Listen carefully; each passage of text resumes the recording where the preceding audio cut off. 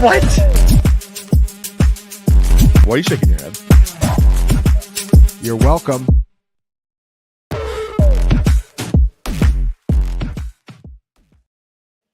What's up, Fantasy Points? We are back with Outside the Box Week 3.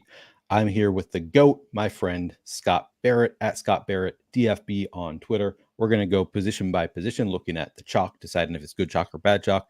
And I'm going to open it up to Scott, see who some of his favorite plays are at each position, starting with quarterback, running back, wide receiver, tight end, and then we'll build some lineups at the end. Scott, how are you doing this week? I'm doing good. For the folks at home who don't know, I'm supposed to be the fantasy football expert on this show, and Neil is the, for sure, DFS game theory expert. Those are like two different things. Honestly, your expertise might even be more important. If you don't know, Neil won $1 million playing DFS. And so this is supposed to be the sum of our parts are greater than the whole, whatever the fresh expression goes. And then at the end, we blend, we synthesize, and we make a lineup that hopefully wins us $1 million this week. Yeah, we have cashed some this week or this season. We have not got any really near the top yet. I mean, last week, Alvin Kamara was just not a big part of my lineups in general. Really only had him in Cowboy stacks as a bringback. Other than that, I was not all that interested. That just did not go well for me at all. Did you have much Alvin Kamara last week? Not enough. No. Yeah. It's been, it hasn't been the best start for me. I mean, this is usually the case. I feel like I'm firing on all cylinders week 5. Yeah. That's when, all our tools get updated. We have like a more robust sample, schedule adjusted fantasy points per game. The coverage tools all really go live week 5. But I'm feeling good about this week. I'm feeling, let's win $1 million this week. Let's do it. All right. I'm in. We'll win $1 million. No more putzing around. Yeah, this is our week. We are going to take the whole thing down. I think it makes sense that you would get better throughout the season, because I feel like so much of what your edge is just in really deep diving into the numbers, both for like team offensive trends, but also like the defenses they're facing, the coverages. I feel like all of those things are, as you get more information, you're just going to be better and better because you dive deeper into the information than just about anybody out there. So, and right now we have a very small sample size. I mean, week 1, basically, you can look at past years, obviously, but things change year over year. Week 2, you have just 1 week. So it makes sense that over time, I feel like it's going to get stronger and stronger. But I'm glad to hear that you feel good about this week already, because we do have 2 weeks of data that you have. Listen, we did a marathon stream last week, and that was rough on me. That took a toll. 2.5 hours. You hated me by the end. Everybody was saying. Everybody was saying. Scott hates Neil now. And yeah. So, yeah, I mean, part of that's on me. I just have this like irrational fear that something is going to happen that I didn't think of, and I'm going to beat myself up over it all week. And, maybe that happened with the Saints going nuclear. But, yeah, and so like I cast too wide of a net. And so it was really a focal point for me to narrow down my pool. And I think I did a good job of that. Yeah, I think I have sort of the same fear you do. And that's kind of the way I play. I think like if you look at my 150s, when I run 150 lineups, I typically have a larger player pool among the 150 maxes. So I think I have the same fear that you do of like, but what if that's the guy you need? And I really like to think about every single player. So then it's not hard. It's hard to not want to talk about every single player when you've thought pretty hard about all of them. So I think you and I both have the tendency to like talk a little bit about too many players, just a little bit too much. So we will try to. I mean, this is probably the best show ever for the MME bros out there, but that's probably just still a small percentage of. It really is. Yeah. Our audience is not a ton of MME bros. So yeah, we can try to rein it in a little bit with who we talk about here. We will start talking through the quarterbacks, and I have projections. Oh, we added ownership projections to the projections page. Looks like. Look at that. Yeah. Look at that. I love that. All right. So I don't have to go 2 different places anymore. I'm going to close this ownership box. We're going to sort by ownership right here. That is honestly awesome. Not a ton of chalk. So I think that was part of the issue last week, is I talked about too many players as being like, I guess, borderline chalk. I think we can cut out some of that conversation. Let's talk about the 3 guys who are over 10%, and then open it up to you to talk about some of your favorites. Kyler Murray, Jalen Hurts, Geno Smith are the 3 quarterbacks projected for double-digit ownership. Still not extremely chalky. Do you have any issue with any of these 3 at ownership, or all of these 3? Yeah, I don't know that I'm probably not playing any Jalen Hurts. He's quietly been terrible since that since like October of last year. If you look at his advanced efficiency metrics, like accurate throw rate, turnover worthy throw rate, catchable throw rate, really bad. And now there's Saquon Barkley there to actually score touchdowns on the ground. AJ Brown is out. And there's another quarterback from this game, significantly cheaper. I like more. Geno Smith, I think is an awesome play. He was my recommended cash quarterback of the week. I think he's a great play, but it's also, for GPPs, if he's 10% owned, you could easily argue there's some better quarterbacks with more price adjusted upside, more ownership adjusted upside. Kyler Murray is an awesome play. I certainly get this one. He's coming off of his greatest game ever, the greatest game of any quarterback this year. Just the third time since 1974, quarterback had a perfect passer rating and ran for over 50 yards. It's also like an ideal matchup for him. The Lions, since the start of 2022, have given up a league high 5.4 rushing fantasy points per game to opposing quarterbacks. That's by far the most over that span. It's also by far the most, even if you schedule adjust it. That's a function of their cover one heavy scheme. So it should be good going on the ground for him. But remember, so he killed me last week because I was talking about, the coaches run heavy tendencies, had their bottom three and pass rate over expectations since the start of last year.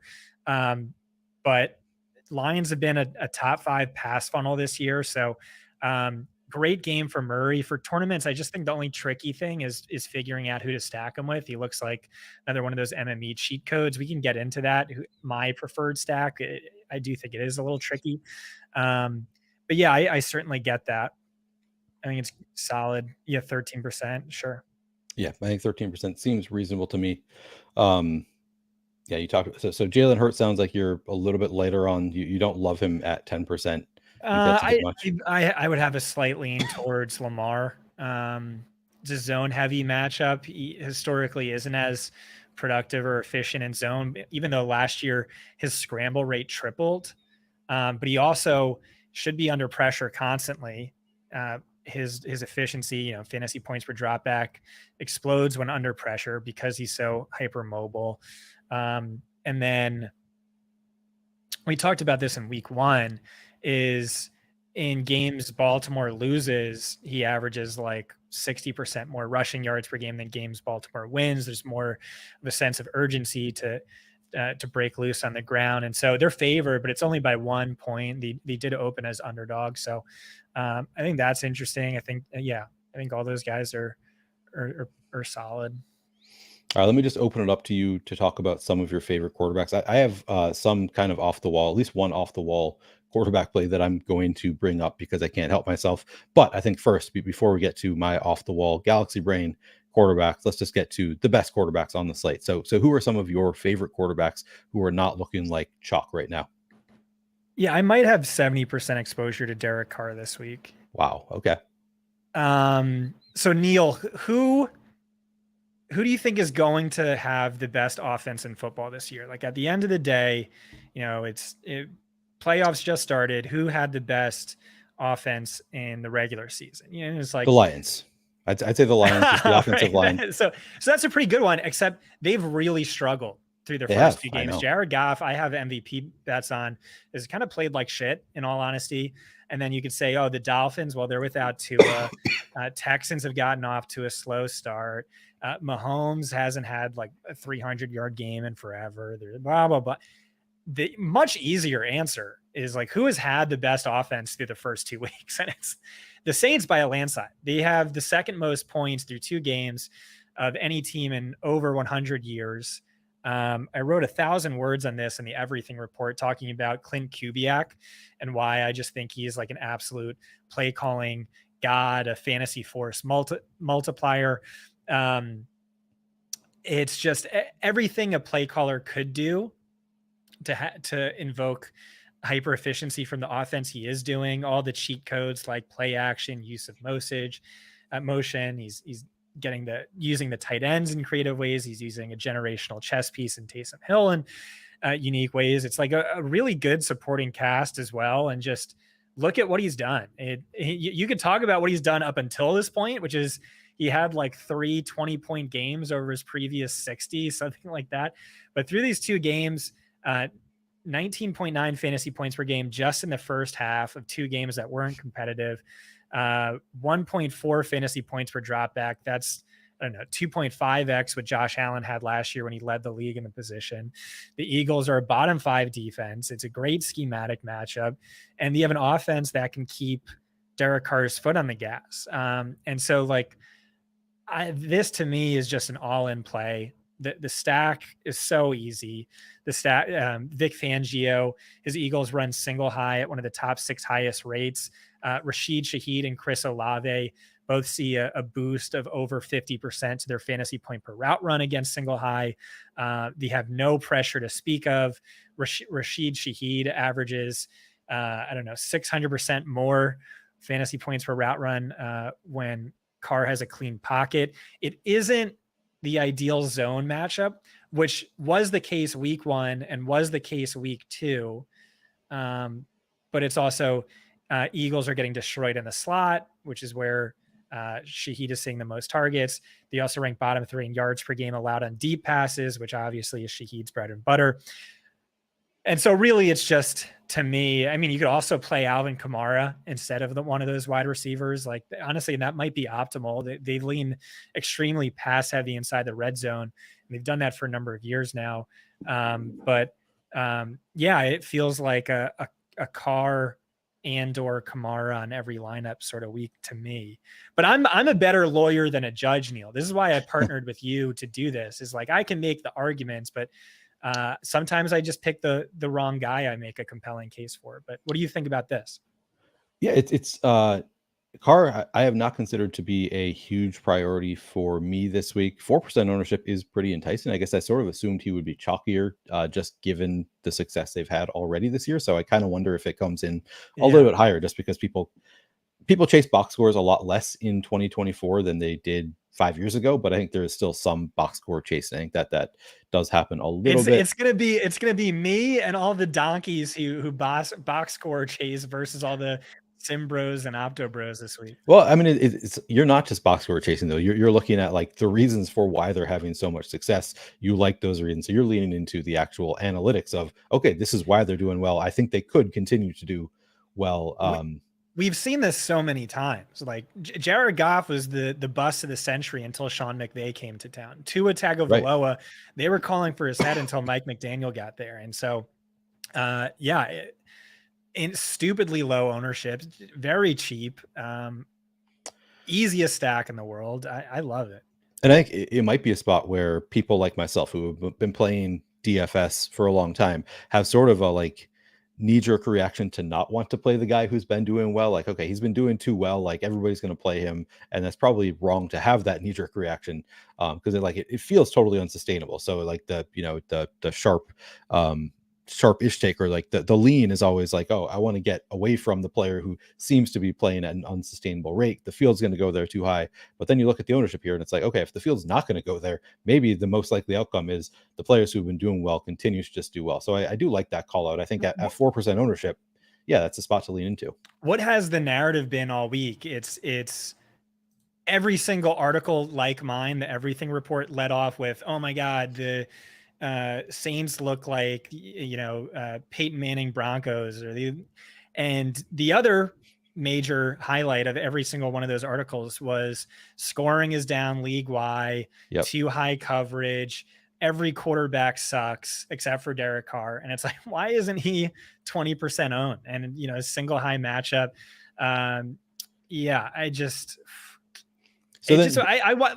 We ran for 2.5 hours long. I want to make things easy on myself just so I could do this, but maybe I'm going too far with it. I don't know. I like it. I mean, he's coming in 4% owned. Like at the end of the day, you just look at, all these reasons that I would expect him to be higher owned. And I've read pieces on Derek Carr saying kind of what you said about just like they are playing really intelligently so far this year, which all of that, makes me think, okay, reasons that he could get steamed up a little bit, could be super highly owned, not, and I don't think Derek Carr is a lock to continue to have success regardless. But if nobody's going to play it, and 4%, that's a pretty low number. I think it's probably a pretty sharp play there on Derek Carr. The other side of it, and we talked about it last week, maybe doing a little bit more talking about stacking options in the early part of the show, in the quarterback part of the show. Maybe just bring in some of those stacking options. And you already alluded to it with Kyler Murray, how it's sort of hard to decide who to stack him up with.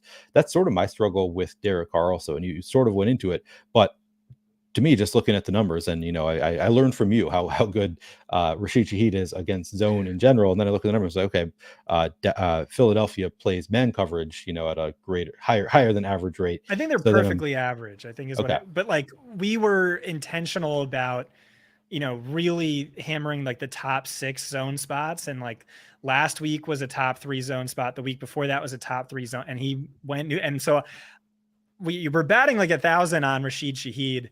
And so it's a perfectly neutral. Let's see, where did the Eagles check in? Oh, actually, no. So yeah, they play zone at a little below average. I guess below average is 69%. There's 66, not really a big deal. But again, it's theoretically single high benefits him. This is a bottom 3 defense against the deep ball. That's Shaheed's bread and butter. This is a bottom 5 defense against slot wide receivers. And, Shaheed is leading the team in slot targets by a good margin. And it's just like, he looks freaking unstoppable. Like these games have been over by the end of the second quarter.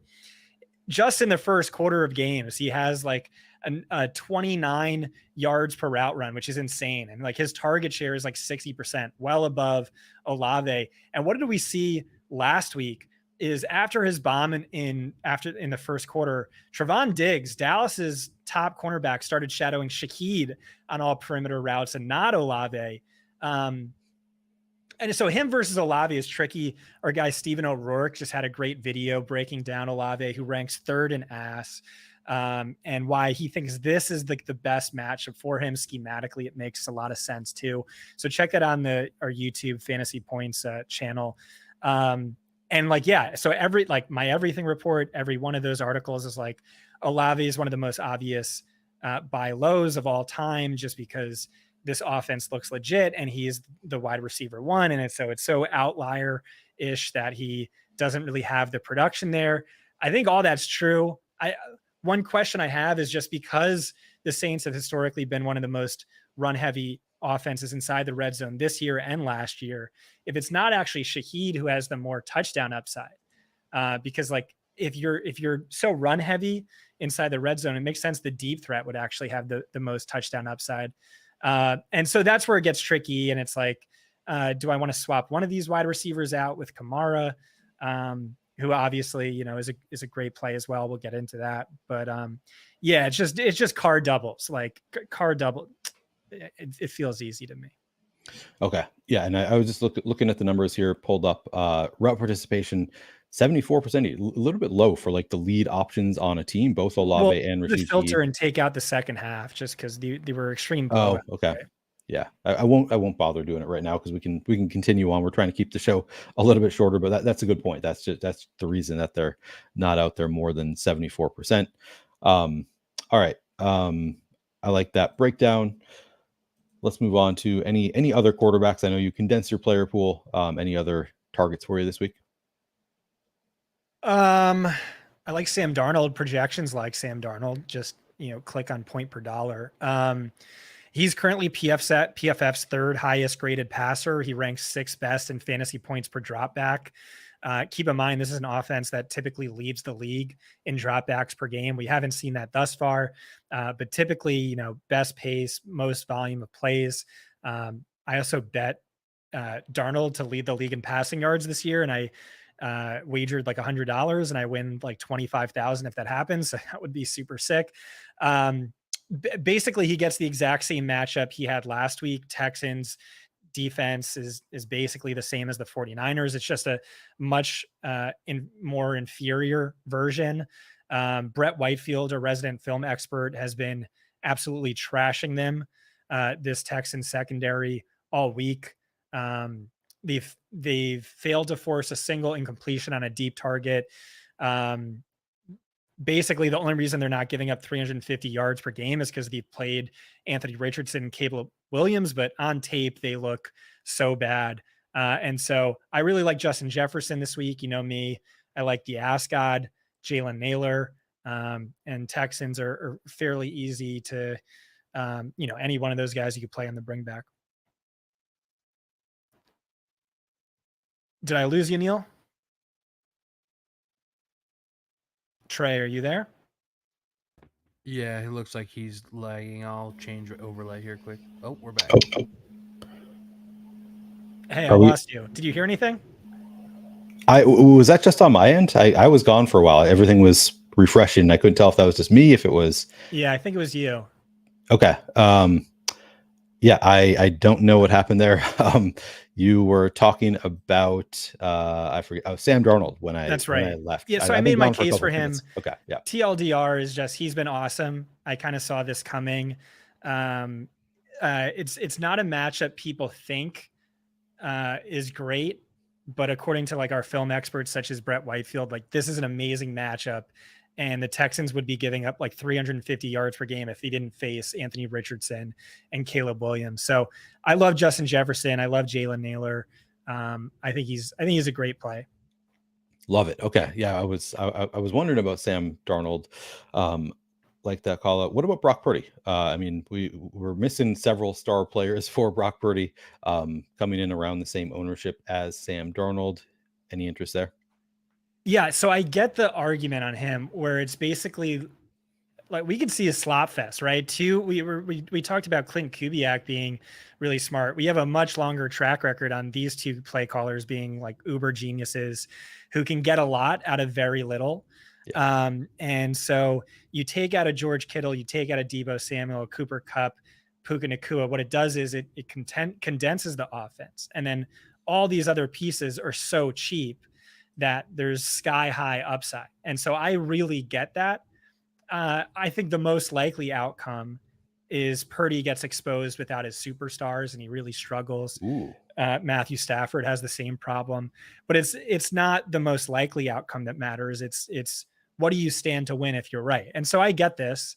But again, if I already have 75% Carr and some Darnold and some another quarterback we'll get to, I might not have much of this, but I certainly get it.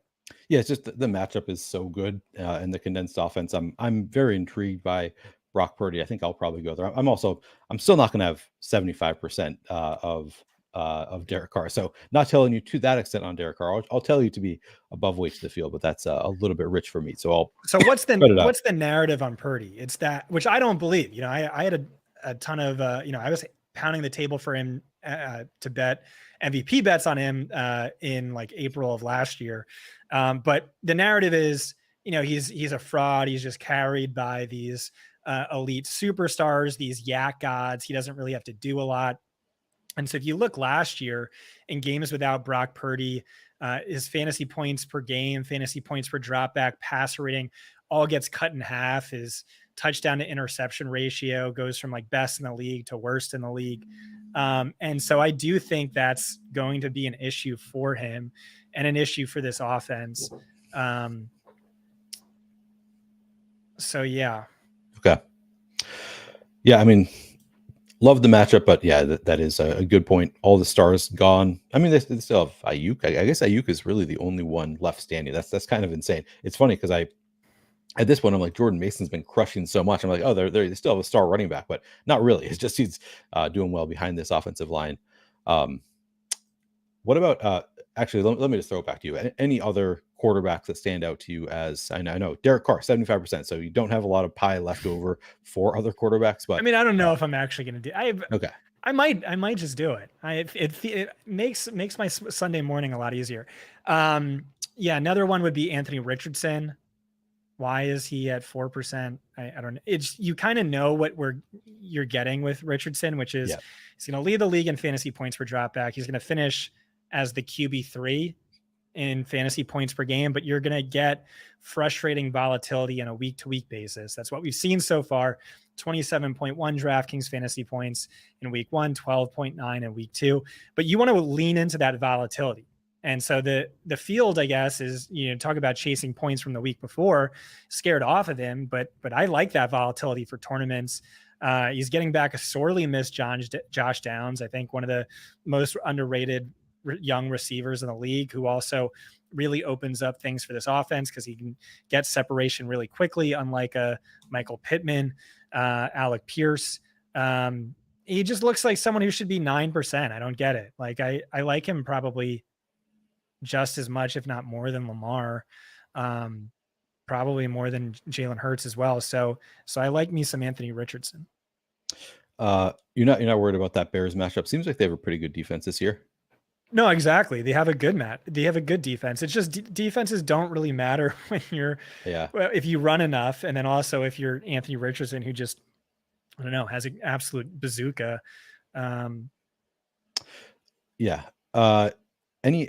say that you have, I mean, it's more interest in Lamar than Jalen Hurts. So I guess you do have some interest in Lamar. That is a game that talked about it with Davis and Pat yesterday. Like, does feel like a game that, is going to go a little bit overlooked in general for pretty strong offenses.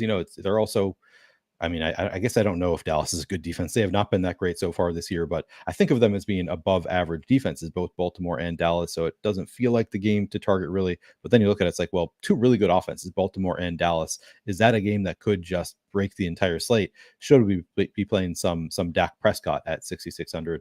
Or if you're playing a quarterback from that game, do you just want to go to Lamar every time? No, it definitely has break the slate upside.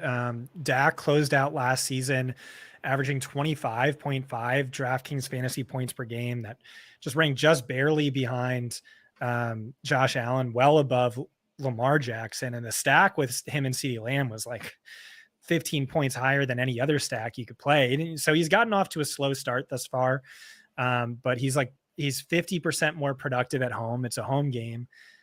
Baltimore's defense is giving up a league high 283.5 passing yards per game. He gets Jake Ferguson back. So I certainly get that. Yeah. I think, relative to ownership, tons of upside there. Yep.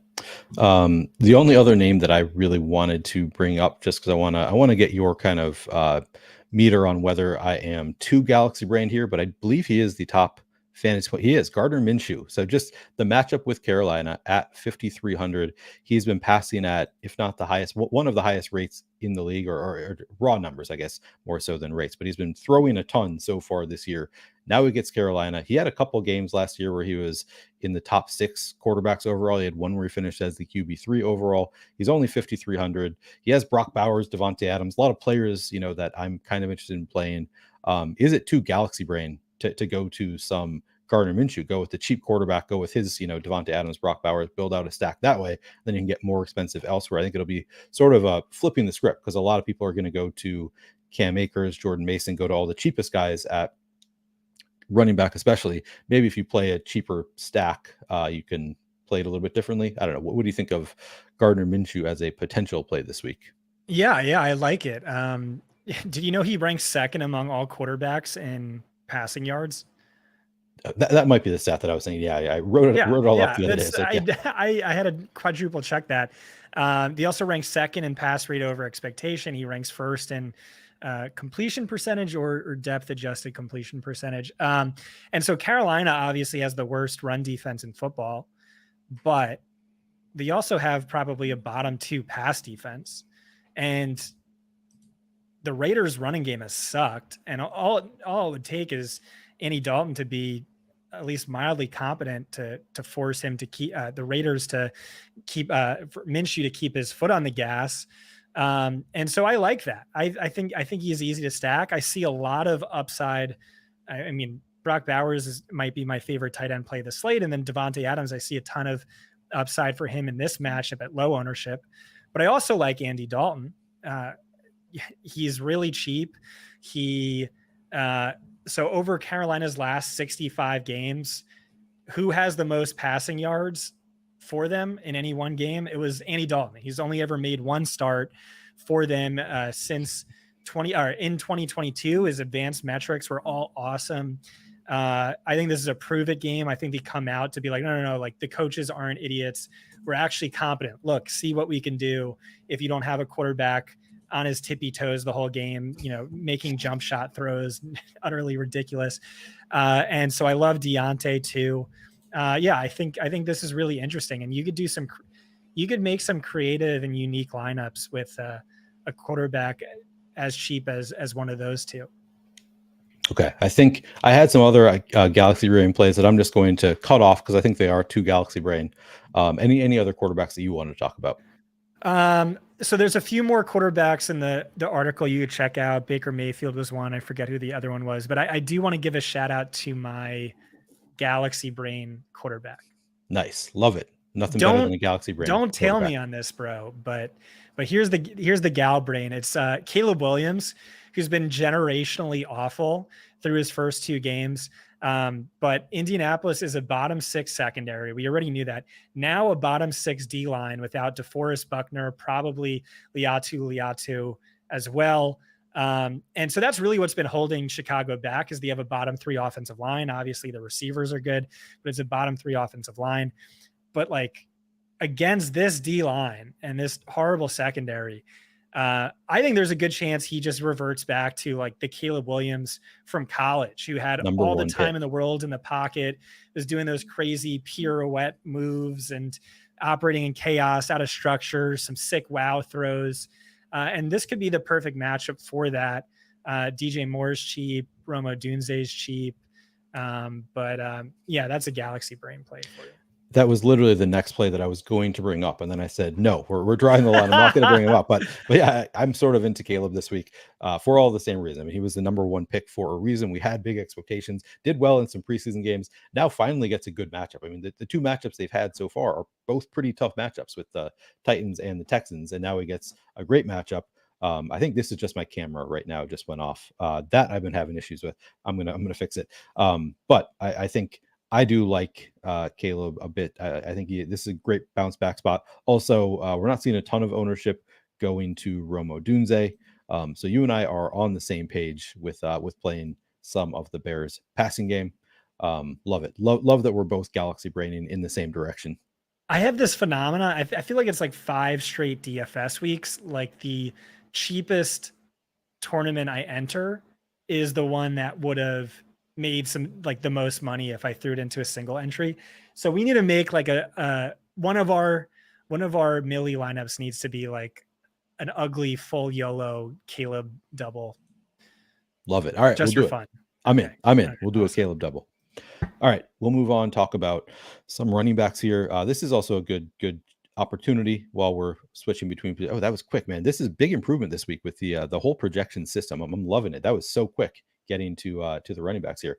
Didn't give me time though to say use promo code OTB20 if you want. Sorry, OTB25 if you want to get 20% off any fantasy points product. That includes the data suite. That includes the premium package where you can get all of the great content behind the paywall that is utilizing the data suite to give you the best picks, the best plays of the week. All of that you can get for 20% off using OTB20 or 25%. the little box.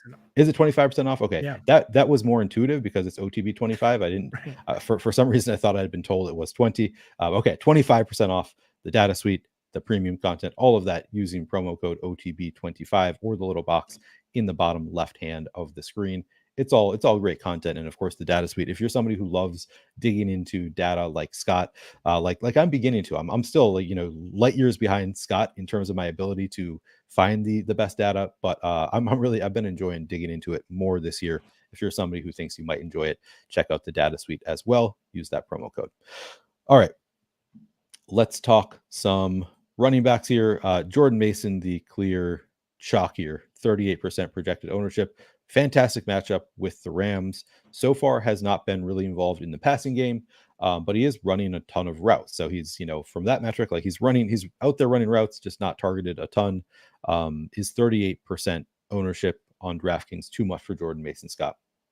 I'm not going to tell you what I'm doing. You're the game theory expert, Neil. So you make the decision, but I'll tell you the flaws. Like, obviously I don't need to hype up Jordan Mason. Let's do the full top 5. I don't need to hype them up. They're chalk for a reason. That's my top 5 cash running back plays of the week. So like, let's just try and poke holes in them from a game theory standpoint, because in DFS tournaments, scared money don't make no money. It's not how often you're right. It's how much you do win when you're right. And so it always makes sense to take a contrarian approach where if you can fade Jordan Mason, when he has a down game, you just gained an edge on over a third of the field. And so how does the chalk fail? It's, well, like, look at the profile. It's if he had one fewer yard last week, he would have scored 17.4 DraftKings fantasy points. And then if he also didn't score that touchdown, he would have scored only 11.4 fantasy points. And so there's also, like I said, I think there's a decent chance this offense just implodes without its superstars. I think Mason, we should expect a little bit more work from him, but it's also maybe less efficiency when you remove perhaps the best blocking tight end in football from the equation.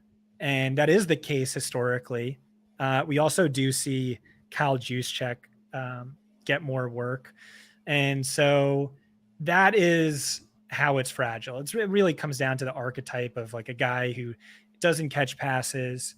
It's very, touchdown dependent, yardage bonus dependent, but obviously a great play. No Debo, so fewer vultures, maybe more short area targets as well. And he looks great. And Kyle Shanahan's a run play designing genius and all that other stuff.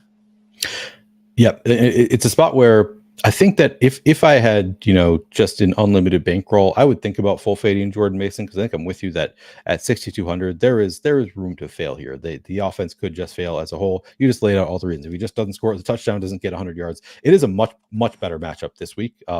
Vikings defense I think is pretty good, whereas the Rams have, I think, one of the worst defenses in the entire NFL. So feels like a spot where, he should theoretically be able to run all over them. But you brought up some of the factors. Like, they're missing all of their stars, probably brings down the efficiency. They're missing George Kittle. Now, this is, one of the best offensive lines in the NFL. But I think, when you're grading how well they do at like blocking the run, you include the tight end in that. Like that is part of what goes into the offensive line. Obviously not as important as Trent Williams, but it is something that could affect how well they run just in general. So I think I see enough red flags that at 38%, if I were coming off a Millie Maker win and just like ready to go for it, just throw it all out.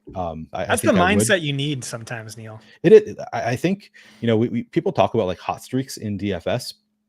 I think that's the reason that they actually do happen in DFS, because I think it's not, some of it's just random, obviously, but I think there is some element of like people win big and then they're just like, screw it. They play a little bit looser and then they do stuff like, all right, I'm just going to fade Jordan Mason at 38% ownership, just leave him out of my lineups entirely.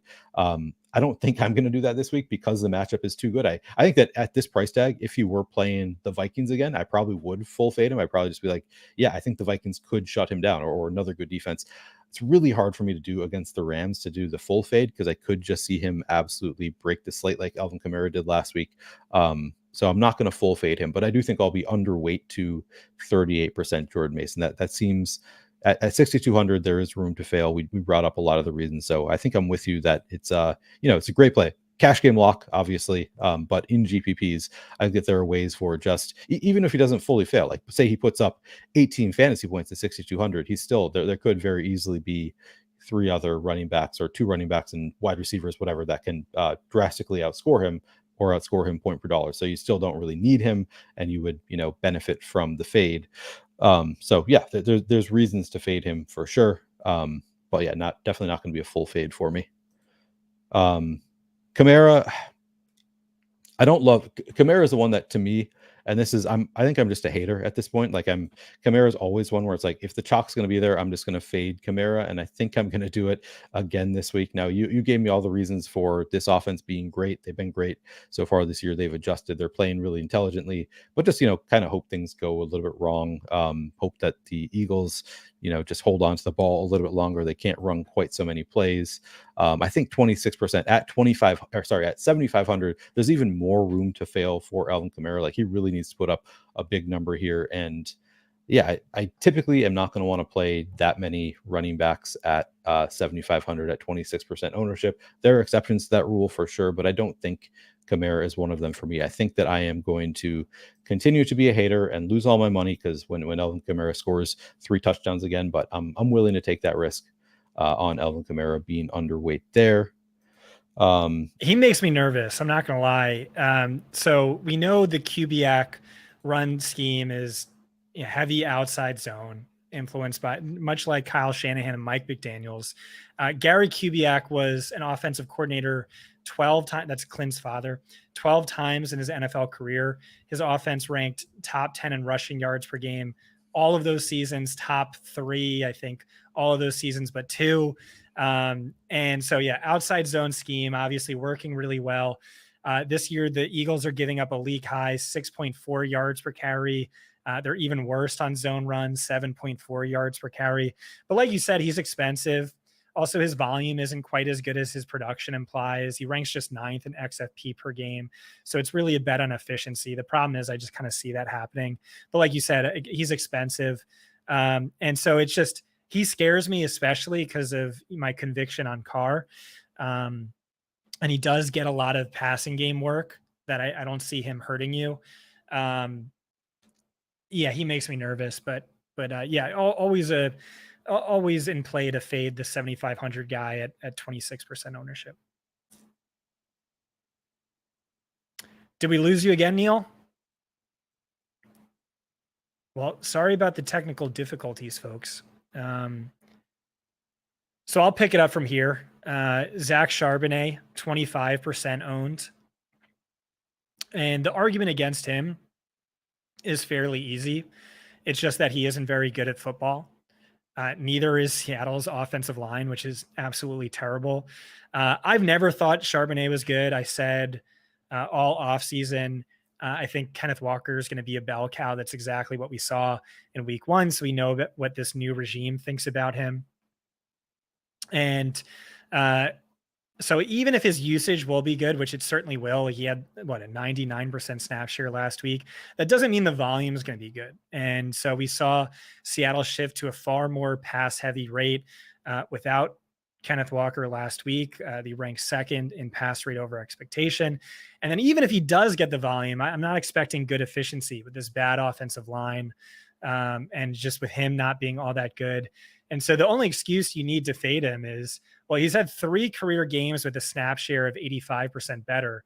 He averages just 11.5 fantasy points per game in those games. And so right there is your argument against Zach Charbonnet. That said, I mean, still a good play, uber bell cow usage. But that seems like an easy argument to me to fade him. Neil, if you missed it, it was 3 career games. Zach Charbonnet has an 85% snap share or better. He averages just 11.5 fantasy points per game in those games.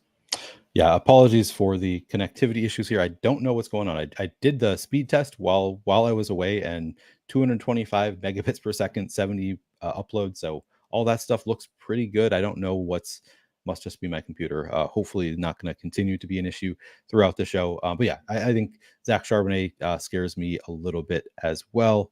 Yeah, the chalk does seem a little bit, and Cam Akers to me is really, really like a great cash game play, cash game lock, but 23% for Cam Akers against this Minnesota defense. Like, it's just a really strong defense. Not really involved in the pass game throughout his career. Like his highest target total any season is like 18 targets. I could see Cam Akers fail in a big way. So that's the one that if he were 38%, I think I might just full fade him this week. In GPPs, I do think he is still 23% to me is too high owned. How do you feel about that, Scott? Yeah, I mean, it's easy to see a path to failure. It's like you said, he's a workhorse, not a bell cow. Dari Ogunbowale is going to get that third down plus trailing script work, and the Texans are only 2-point favorites. He's also probably not very good. Certainly not this post Achilles version, averaging under 3.0 yards per carry. I do think they're going to stack they're going to sell out. The Vikings are going to sell out to stop the wide receiver trio, and he's going to have light boxes all day. But like you said, I mean, cash game lock, but certainly a path to failure for GPPs. And then Devon Achane, again, similarly, like they're definitely some cause for concern with no Tua there. They could just load the box against Skylar Thompson, so that would be the biggest worry for Devon Achane. I think 15% Nope. probably fair ownership though. Nope, I'm all in. Oh, you're all in. Yeah, he's an all-in play for me. I'm excited about it. I think the only path to failure, and it's a big one, is blue medical tents. So pray his kryptonite is not there for him this week. But yeah, so stack boxes on the ground, like that hurts him on the ground, like whatever, who cares? He leads all running backs in targets, second on the team in target share, well above Jalen Waddle. Skylar Thompson, his career running back target rate is 27%. That's the highest of any week 3 starting quarterback. That's 50% higher than Tua's. So honestly, it could benefit him. It's Seattle's defense has always been a running back carry and a running back target funnel matchup spot because their secondary is so good. And then on top of all that, it's just the guy who just had the most or second most efficient season in NFL history now leads the position in XFP per game. No Raheem Mostert, no OBJ. They still don't really trust Jalen Wright. That's an all-in play for me. We'll see what happens. And again, I'm a better lawyer than judge, so you don't have to tell me on that. But just to make things easy on myself, that felt like one I was comfortable going all in on. Yeah, I think that's totally reasonable given his involvement. 14 targets already on the year. That's another thing that concerns me a little bit on Alvin Kamara. That's what I was pulling up before I lost connectivity before is Alvin Kamara just 8 targets so far on the year. Now that's part of the reason that you typically love Alvin Kamara is you got to just look at the first half, and it's been 20% target share is incredible, especially in 2 blowout wins. Yeah, I don't think he was over like 13% in any victory last year. So the XFP that's is a low. Really good point. Yeah, but that usage looks good to me. Okay. Yeah, no, that is a really good point on Alvin Kamara. So maybe you've changed my mind a little bit. I still think it's a spot where 26% feels too rich for me at 7,500. I think that there are ways for it to fail. I think he was really bad last year, really inefficient. So I think that's part of it. Just like the bias towards like he has not been a particularly good running back. Looked great last week, but I think 26% still too high for me there. All right, we've talked about the chalk though. You're sounds like you're super in on. I mean, does sound you're very in on Devon Achane. Sounds like a little bit more concerned about the other chalk running backs, which I think we are on the same page there. I think Devon Achane at 15% seems the fairest ownership number at the very least. Let me open it up to you, just some of your favorite lower owned running back plays. Are we on DraftKings right now? Yeah. Okay. Sorry. I was confusing. Ignore me. Okay. Yeah, I'll be honest. That part of the reason why I wanted to go all in on Achane is because no one really excites me after that. I mean, I can make a case for Jahmyr Gibbs. I can make a case for Kyron or Rashad White, but it's the simple truth is like they're all just fine. No one really stands out as like I thought there were so many more awesome plays last week. You know, Brian Robinson, game script, Najee, games, Derrick Henry, but I don't know. It's a little bit trickier. I think this is a good week for you. And I could talk about any of these guys you want, but like James Conner as leverage, Derrick Henry as leverage. I think that's interesting. Yeah, I mean, you brought up Jahmyr Gibbs. I think that would be my one reason for not wanting to go all in on Achane is Jahmyr Gibbs against Arizona. Just a great spot. Detroit, again, I'm expecting them to be potentially the highest scoring team in the NFL by the end of the year. They have not been great so far, but I think they're going to turn it around, and I think Arizona is a good spot to do so. A little bit cheaper than Achane, behind arguably the best offensive line in the NFL. He 12 carries per game, right in line with last year in terms of carries per game, but a little bit more involved in the passing game so far this year, which you love to see. So I think that's a spot where I might, I was going to say I might flip the ownership, but I like both of them. Honestly, Achane I think is totally fair at 15% ownership. You like him even better than that. But to me, that's light on Jahmyr Gibbs. He's one that I think I'll be higher on than the field. Yeah, I'm with you. Love Gibbs. Target share increased by a decent margin. People point out that, it's like a 63-37 split in Montgomery's favor inside the 10-yard line or whatever, but Gibbs has 5 red zone targets this year, easily most among running backs. It's pretty high for just about any player. Yeah, I think he's a good play. I would much rather just go all in on Achane and suffer what I will from that. But yeah, he would have been the next running back I talked about. Okay.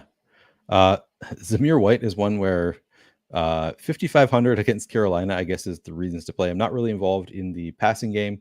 I do think that makes them slightly more likely to hit 100 yards rushing. Like if they do just pound the rock, the fact that he's not involved in the passing game, if he does all of his work on the ground and gets a ton of volume on the ground, he's at least more likely to hit that 100-yard bonus. So I have interest in Zamir White at 5,500 against Carolina. This might be the only week the rest of the year that we're going to have interest in Zamir White. I haven't looked at the schedule, but this week I think he's at least in play for me. What do you think of that play? Yeah, I think so. I think Antonio Pierce is one of those coaches you could take at their word, and he said all week, no, like we need to establish the run. Like we can't have a viable offense if our running back is as dead as it's been. Our goal is to get him to 20 plus touches this week and blah, blah, blah. And it's like the perfect matchup. It's easily the worst run defense in football. I think if Bryce Young was still the starting quarterback, Zamir plus Raiders defense might have been another all-in play for me. Yeah. So I do worry a little bit about Dalton being more than competent, but yeah, he's right up there for me too. All right, so we're in on Zamir White at approximately 10% ownership. One that I want your take on because it feels really gross to me. I'm not really in on DeAndre Swift as a player, but also he's 5,600 facing that Colts defense that has been really bad against the run so far this year. Do you have any interest in DeAndre Swift at 5,600? Yeah, that was Jake Tribbie's Galaxy Brain running back of the week. His like snap share is awesome, 77%. Like we said, this is now a bottom 5 D line, and Caleb Williams like really struggled. So I'm not going to do it, but I get it. I think it's interesting. Much like we had the conversation with Caleb Williams, this is really his first good matchup of the season. So he's looked really bad, similar to Caleb Williams. Like just the whole offense has looked really bad. Wouldn't be that shocking for me to see any portion of this offense just really take a big step forward now that they are finally facing a below league average defense. So that's kind of the reasoning there. He has explosive playability too. Yeah, I think that's a good call. I don't know if there's anybody else that's really standing out to me. Yeah, you can read my article for anyone else, but I have one gal brain I wanted to mention. I got mocked on caching points last night for this, but I wanted to put it out here. Donta Foreman.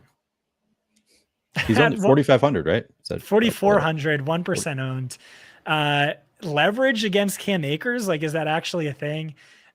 He had good game script last week. Had 14 of 22 carries, 1 of 5 targets. Their Browns are 6.5 point favorites. The Giants bottom 5 run game.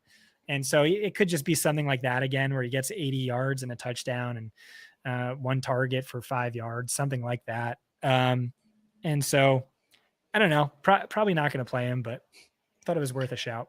I think that's totally worth a shout. Going to come in, as you can see here, 1% projected ownership. I wrote him up as an MME target, or not target, MME, somebody who would be in my 150 set if I were playing 150 lineups. Deontay Foreman would be in there. I might play him in a lineup or two. Not going to be a huge part of my lineups, but I like that the reasoning is very good there on Deontay Foreman. I guess I need to bring up one other player because I drafted him in the cage match this week, and I got laughed off the show. I actually had to leave the show after I drafted this player.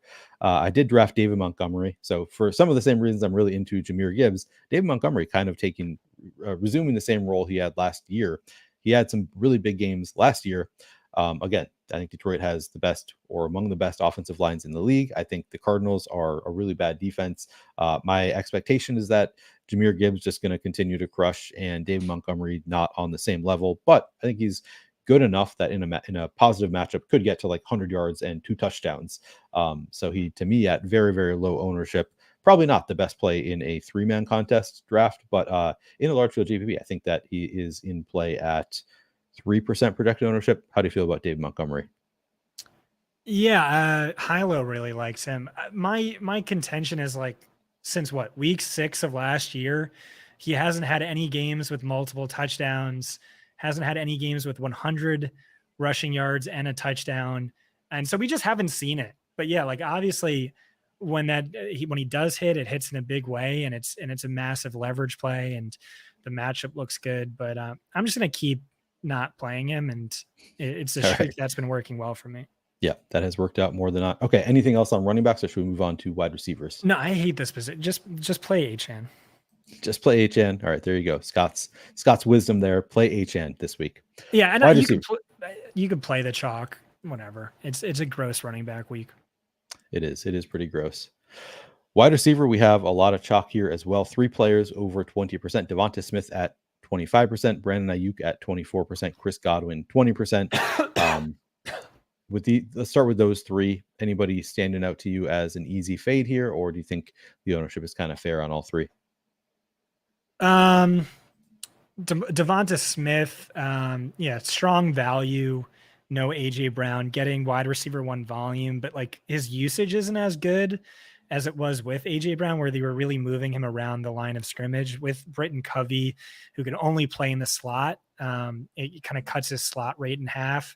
And then like Saints were pretty good to really good on the perimeter. So, that's a concern. You could quibble with his upside, I guess. Brandon Ayuk definitely deserves like a really long exposition. So this feeds into kind of what I was saying before. So like, if you look at his splits with and without Deebo Samuel, his target share jumps from like 22 to 29%. Yards per route run jumps by 30%. But like, that's kind of a biased stat because it's heavily influenced by personnel. So Deebo comes off, they're in 2 wide receiver sets. Just about every wide receiver is vastly more efficient in 2 wide receiver sets. And then that's also different than, Kittle not in the game, the defensive coordinator knowing he's not going to play the whole game, in which case you could really sell out to stop him with doubles or bracket coverage. And now George Kittle's out too. So like that makes even more sense. But just looking at games without Deebo, and not plays when he's off the field, but games without Deebo, he's done relatively little. His production's dropped considerably. Over the last 3 games that Deebo suffered an injury or played fewer than 10 snaps, he averaged the same amount of fantasy points per game as Jawan Jennings, 10.0. And so this is all like the argument to fade him. Again, I could see Brock Purdy getting exposed and all that stuff. The argument to play him is like, this is the nuts matchup. Much easier. Yeah. So sick. I don't know why they're doing this, but the Rams are shadowing the corpse of Tre'Davious White on all outside wide receiver 1s. White has easily been the worst cornerback in football this year. He's giving up 31% more fantasy points than any other cornerback, despite ranking just 36th in targets. It's an ideal schematic matchup on paper. But yeah, I don't know. I think I like him less than the field does. So the field has him at 24%. You would be lighter there. I get it. He's 6,200. So I think if you were a little bit more expensive, it would be a fade for me. I think that I'm probably just 6,200. Godwin's right there. Neighbors is right there. Yeah. Metcalf, Olave's right there. He could be outscored for sure by that group. I struggle with Ayuk. I think that I'll probably be above weight to 24% anyway. I'm just I'm a sucker for the matchup with the Rams and the just condensed stars on the team. It's like how do you fade? How do you not throw it to Brandon Ayuk 10 times? And he historically you double him the whole game, and the line is worse without Kittle, and you don't have anyone to worry about. Maybe I'm still underrating this. The Rams defense very bad, but they're still an NFL defense. So I'm just like, it doesn't matter what they're barely an NFL defense. Yeah. So part of me is like, well, who cares if they try to double him? Brandon Ayuk will probably still get fed and probably still eat if they do double him. So I don't know. It's hard for me to fade. I think 24% seems fair to me. I think I could see myself being now. Debro says Chris Godwin greater than Brandon Ayuk. I was super out on Godwin last week. That did not work out for me at all. I was on team. Well, why not just go to Mike Evans? Still pretty solid matchup here. Nobody's playing Mike Evans because he's more expensive, but last year he was generally the better receiver there. And that did not work out for me at all. Like Chris Godwin also, I thought more of a PPR scam artist, had like a 40-yard touchdown that game. So all in all, just not a great week for me with the fade of Chris Godwin. Now he's coming in even chalkier, and I think even more inclined to fade 20%. I don't know. He's still 6,500. I wish they would bump that that price tag up a little bit. How do you feel about Chris Godwin this week?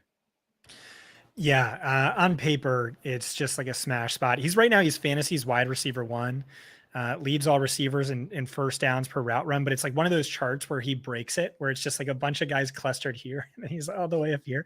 Yeah. It's an amazing matchup. Patrick Surtain is going to shadow Mike Evans, so that should force more volume his way. Broncos are the most blitz-heavy defense in football. Godwin is obviously Baker's boy against the blitz. 26% increase in targets per route run, 53% increase in yards per route run.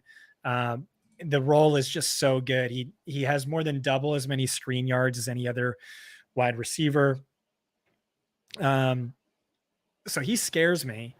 I guess the holes you would poke is like, maybe Denver's not going to push Tampa. They have the worst run defense in football. I know this is like a run funnel defense versus a run pass funnel offense.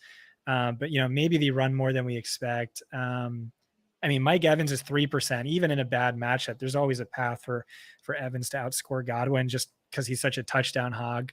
Maybe we're overstating the upside, but I have a hard time imagining he doesn't hit value. Speaking of Godwin, not Evans, I assume. Yeah.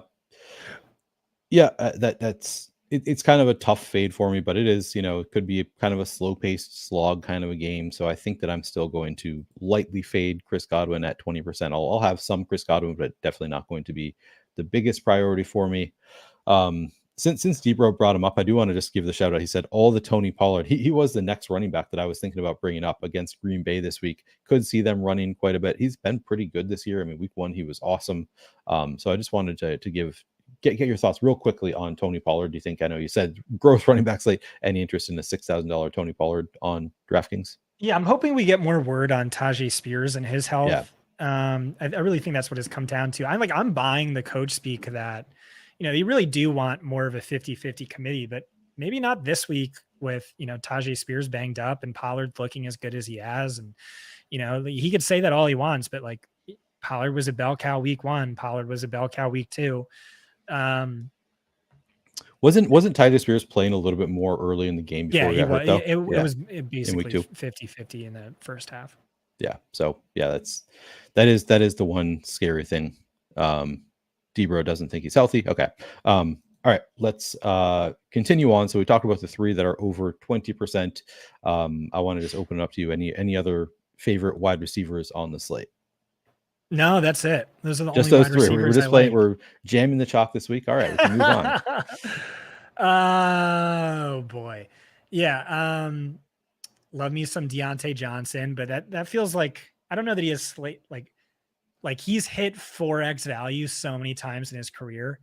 I don't know that he's ever broken a slate, but ownership feels a little light for him. Rashid Shaheed, Chris Olave, like I said, just basically all in plays for me. Maybe not without Carr, but check at the article. Just seems like an insane spot. They're super underpriced relative to them looking like the best offense in football. Every other offense really struggling. Rashee Rice on FanDuel is another cash play, but this is more of a DraftKings show. Malik Neighbors, I think, he just had the best target share of any wide receiver in 9 years. It was the nuts matchup. But I really like this matchup for him as well. So he's scored over 50% of his fantasy points against man coverage, despite that making up just like 14% of his routes. It's a small sample size thing, but like intuitively it makes sense why that would be the case. And he gets a very man heavy matchup. It's also the Giants who have faced the most too high coverage. We just heard Aaron Rodgers complaining about too high and like why Garrett Wilson's not getting targets because of too high. And so Giants have faced the most too high. That's just the defense they've played. It's nothing about Daniel Jones. But they get a Browns defense who ranks dead last that category this year and last year. So it could be a good spot for him to have a blow up game. DK Metcalf and JSN are both interesting, But if DK is going to be the fourth highest own, I certainly like JSN significantly more. He also has the better matchup. Miami is really a slot funnel, or at least that's what they've been thus far. We also, we've seen Seattle lean more pass heavy in a 1 week sample size without Kenneth Walker and with Zach Charbonnet. He's coming off of the best production, best volume game of his career. I think he had over 100 more air yards last week than any other game of his career, really encouraging usage. But I like DK Metcalf too. I get the argument on Tank Dell. Marvin Harrison Jr. has unique upside. We can talk about that a little bit later. Jawan Jennings is sort of like a gal brain play for me. If you just I'm probably reading too much into this, but he had a team high 64 receiving yards 2 weeks ago. Debo pulled a hamstring in the Super Bowl, and it was Jennings who led the receivers in fantasy points with 19. Debo played just 9 snaps 2 weeks before that. Jennings had twice as many yards as Ayuk. In the last game, Samuel missed before that. Jennings had a team high 9 targets. Really, really low on my list. But I just thought that was interesting because I haven't heard anyone else talk about this. And obviously Ayuk is super chalky, but really, really not high. When we get to the contrarian tier, which is I define it as below 5.5% ownership. Oh, Marvin Harrison's there. Yeah. So we just updated ownership. Marvin Harrison's there. One of him and Trey McBride is going to go off. My lean is Trey McBride, but it certainly could be Marv. We'll talk about this when we get to tight ends, but certainly could be Marv. Probably worth betting on at 4%. But I have some 3 to 4 contrarian wide receivers I think should be 4 times as owned as they are. Do you want to make some guesses? Yeah, where do we have the ownership on? I mean, I think we already talked about Romo Dunze at 3% would be one of those for me. Is that one of yours? Well, he's one of my 6, super contrarian. So we have a squeaky wheel narrative thanks to Ass and Romo Dunze's dad. I don't know if you saw this, but Dan Orlovsky was like, Rome's not separating. James Odunze, Rome's dad, quote tweeted fantasy points data Ass with a video and was like, you don't know what you're talking about. So now we get a squeaky wheel narrative, but it's also a great on paper matchup, very exploitable secondary. Like I said, no D line now without DeForest Buckner and Latu, no Keenan Allen. He's another week healthier, removed from a grade 1 knee sprain. He's really cheap, 4,200. So he's one of them. Oh, am I supposed to keep guessing? Okay, let me look. Guessing. All right, I'll keep guessing. I know Marvin Harrison is one because you've mentioned him a couple times as one of your favorite low plays. He's I don't like him as much, him and Odunze as much as these other 3 or 4. So keep guessing. Devontae Adams, 3%. He's in that bucket, a tier below the others. But it's really impressed by what Luke Getsy has done, how competent Gardner has looked. A+ matchup on paper. He's going to run probably about 50% of his routes against JC Horn, who's been the second worst cornerback in football this year, behind only Tre'Davious White. It's an ideal schematic matchup for him. And so I like him on Gardner or Dalton stacks, which I do think are viable. But yeah, maybe the upside's there even without it. Is this too Galbrain? Jordan Whittington? Yeah, I don't know why he's not an all-in play. Love it. Okay. You're saying it's Galbrain. And 2% ownership. Yeah, Hilo agrees with me. Whittington looks like one of the skeleton keys of the slate. I really see that being the case. McVay has been very clear about his wide receivers and their roles. It is Jordan Whittington as the Cooper Kupp replacement, Tyler Johnson as the Puka Nacua replacement. It is Tutu Atwell as the DeMarcus Robinson replacement. I love D-Rob. D-Rob's in the write-up with definitely a good value, even if his role remains unchanged. And there's a good chance hey, maybe his role does change and he runs more horizontal routes and he gets more screens because he's good. That's the argument Debro, who's in our comment section right now, is making. And I think it's compelling. But to me, it's Whittington. It's Whittington in this Cooper Kupp role, which is historically the most valuable role in the offense. It is, they're 7-point dogs. It should be leaning pass heavy like crazy. The 49ers have been the worst defense against slot wide receivers this year, nearly 5 yards per route run, or 4 yards per route run allowed to the slot. And they have no offensive line. Their offensive line is so dead, so banged up. Who gets funneled all the short to intermediate quick throws? I think that would be Whittington, who was also like a preseason superstar or training camp superstar. Had 17 targets in the preseason, and 4,200, 2%. Yeah, it really, really could be one of the skeleton keys to this week's slate. Love it. Okay, so we are on the same page. Are there more of these low owned plays? Is there more? So Fantasy Guru Drew just hit on one. Fantasy and that's Zay Guru. Hate that guy. Zay Flowers. Okay. So when I first started the write up, I had Zay Flowers as an all-in play. And so I've always been a Zay Flowers hater. You were talking about the PPR scam with Chris Godwin. It's like, who is the king of the PPR scam? Is Zay Flowers, who like 70% of his fantasy points came on just screens, busted coverage, and I think shallow crossing routes. And that's all. It's like, I don't love the player, but like that's a super valuable role. And it's never been better than it's been this year. He ranks behind only Cooper Kupp and XFP per game, 12 targets per game, 1 carry per game. Air yards per game are up 42% from a season ago. So more upside than we've seen before. And so this Dallas ferocious pass rush and a bad Baltimore offensive line, what do we think is going to happen?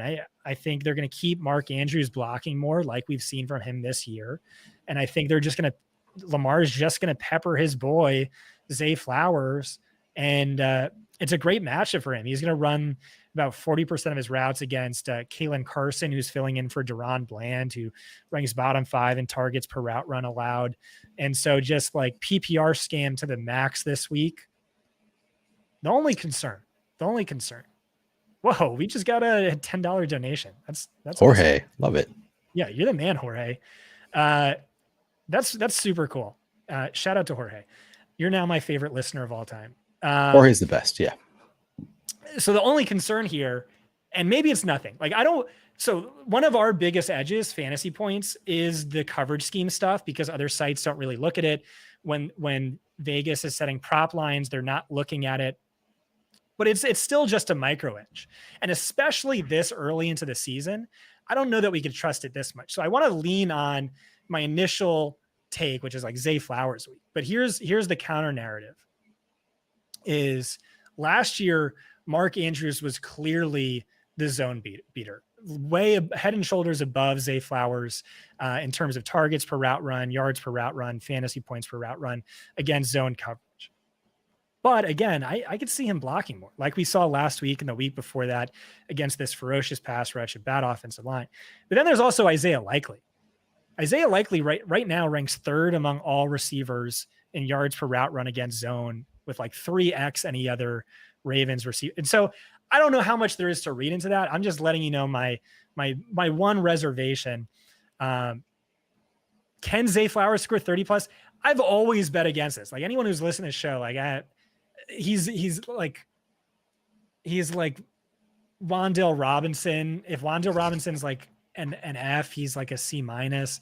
But no, I see that real upside here this week in this matchup. But it is kind of dependent on the tight ends. So a player I had ranked above him is Justin Jefferson, and I just don't get it. Why do we not just jam Justin Jefferson every single week? Right? Like, well, no. Every single week he's at home in a great matchup. Okay. 5% projected ownership against Houston. He is, with all due respect, not Garrett Wilson. I mean, Justin Jefferson, just so damn good. It's to me, this is not a great matchup. Am I wrong about that? I feel like Houston's No, it's a horrible matchup. So you lost internet access or something. I was talking about it before, but Brett Whitefield, literally the smartest film mind I've ever encountered. And I have a lot of friends in this industry. He has been mocking Houston secondary nonstop, where their secondary hasn't forced a single incompletion on deep throws. They're out of place, busted coverage, missing assignments. If they didn't face two, Caleb Williams and Anthony Richardson, they'd be giving up 350 plus passing yards per game. And so it's one of these matchups people think, oh, it's tough, but like if you're a ball watcher or a film knower like Brett Whitefield, like, no, this is a great spot. He's at home where he historically averages 43% more DraftKings fantasy points per game, 4% owned. Should be Jordan Whittington should be 24% owned. Justin Jefferson should be 16% owned. Zay Flowers should be, at least 14% owned. And all these guys are like a fourth of that. So I like all those guys quite a bit. That's a really interesting note, because I think of Houston as just having such a tough defense overall that not really one to target. But you're right, like the Colts and the what did your boy and the Bears. Alec Pierce do to them, huh? My boy Alec Pierce. I forget sometimes that he is my boy. Yeah, he had over 100 yards just catching bombs out there. And then who was the ascot of week 1? It was Adonai Mitchell. It was Adonai Mitchell, yeah. Was it just the result? Was it just because of the defense? You can separate on that defense so easily. Jefferson, we think, is going to get shadowed by Derek Stingley. And I talked to my Houston sources in week 1 about if he was going to shadow Pittman. And they said no, but we think he'll shadow Jefferson in week 3. That's now a good matchup. Stingley's given up the 4th most yards of any cornerback, and he hasn't shadowed. He's getting beat by Alec Pierce. He's getting beat by, sort of these guys we really shouldn't be afraid of at all. So, Ashton Doolin had 54 yards and a touchdown against him. Debro brings up Jalen Naylor, who is a guy that's very much on my radar this week. Hell yeah. Same 4,400, same matchup we were just discussing. You're into that too. He's the mascot of fantasy points right now. I don't know why. Ascot Jalen Naylor. Ascot, 1% owned every single week. We're the only site on him. The dude is damn good at football. That's true by Ass. That's also true by Kevin O'Connell. Basically said the exact same thing in his press conference. He's like, yeah, maybe Jalen Naylor separating at will last week surprised you. It didn't surprise us. That's just what he's done. That's what he's done in practice when he's stayed healthy. He's great against man coverage. And like, according to Ass, throughout his career, last year, this year, elite at all those things. Really good matchup. Like I said, Adonai Mitchell was the week 1 ascot. So wait and see what Naylor does. And then another thing that's flying under the radar on Jalen Naylor, I don't know why everyone missed it, but Kevin O'Connell said, and remember, Naylor came into week 1 pretty badly hurt. He said Naylor is playing the TJ Hawkinson role until Hawkinson comes back. That's a valuable role. And so I like Rome too. And some other guys in that range, but I do like me some Jalen Naylor. I think that's more of like I said, I like Darnold. So I think that's like a Darnold double stack thing, but he's interesting. All right. So you'll be doing the Darnold double stack. We got this question from Jake earlier, and we didn't really talk about Andy Dalton. I don't think I'm going to be doing Andy Dalton double stacks this week. But you brought up, it's a different offense overall with no Bryce Young back there. You talked about it a little bit earlier. Do you have any interest in Andy, or is it just Deontay Johnson for you? Are you going to go to any like Xavier Legette or Adam Thielen, any of those type of plays? Is it just straight up Deontay Johnson? I think Thielen's viable. If you're ever going to play him, it would be earliest in the season before his body breaks down. He did have a nice rapport with Dalton in that one game. Veteran savvy for both players. I think that's important. I could see it, and that's like a really cheap double with an easy bring back. But like I said, you brought up Minshew, and I was like, I like Minshew. I also like Dalton. I think they're both solid plays. Okay. I might like him more than just due to I'm not worried about Zamir White on Carolina like I am with Vegas. Well, you love your ginger quarterbacks. You brought this up on Twitter that it's just gingers are way overrepresented because they're so good at quarterback. It's because they have a higher pain threshold apparently. Oh, that's right. That's right. Okay, nice. Yeah. All right. Any other? Did we hit on all of your favorite Galaxy Brain wide receivers? Are there more we needed to get to?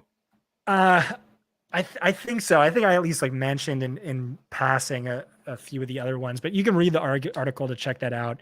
Like I said, running back's tough, or running back, there's like relatively few names that get me excited. The problem with wide receiver is there's a lot of them that get me excited.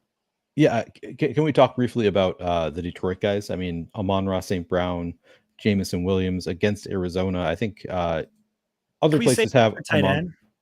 Okay, yeah, you want to lump in all of the Detroit guys when we get to tight end? Yeah, sure. We'll just do that for like anyone that we missed or game stacks that we missed or wanted to dive deeper in. Jorge brings up, we talked about DK Metcalf a little bit, but Calvin Ridley, Shorty Vegas brings up George Pickens. Thoughts on, I mean, Calvin Ridley apparently still has the juice, at least according to next gen stats, hit over 20 miles per hour on his 10-yard rush last week. Any interest in Calvin Ridley being fed the ball?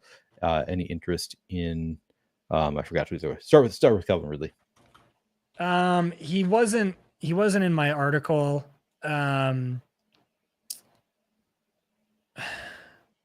I really don't know what to do with that game. Yeah. Especially because we don't yet. I mean, it seems likely Jordan Love is out, right? Yeah. But yeah, Calvin Ridley, in the offseason, Brian Callahan said he was going to be playing the Jamar Chase role in this offense. So we've seen exactly that, except he's not getting screens. Jamar Chase led the league in screen targets last year, but everything else, the use of motion, the design plays, concern is DeAndre Hopkins route share picking back up. But to me, basically, he's like a Amari Cooper. Like he's an Amari Cooper clone, where like the catchable target rate's low, top 3 in air yards per game. And so he has that like inherent volatility and upside, where he could break the slate. All it takes is like, he's going to finish the year with like a 40% catchable target rate on deep throws, but there's going to be games where he catches 2 of those, or like he has a 67% in 3 of those targets where he could break the slate. And the difference between him and Amari is Deshaun Watson's totally incompetent. He's like, he doesn't know how to throw a football anymore. It's like he's a shot putter.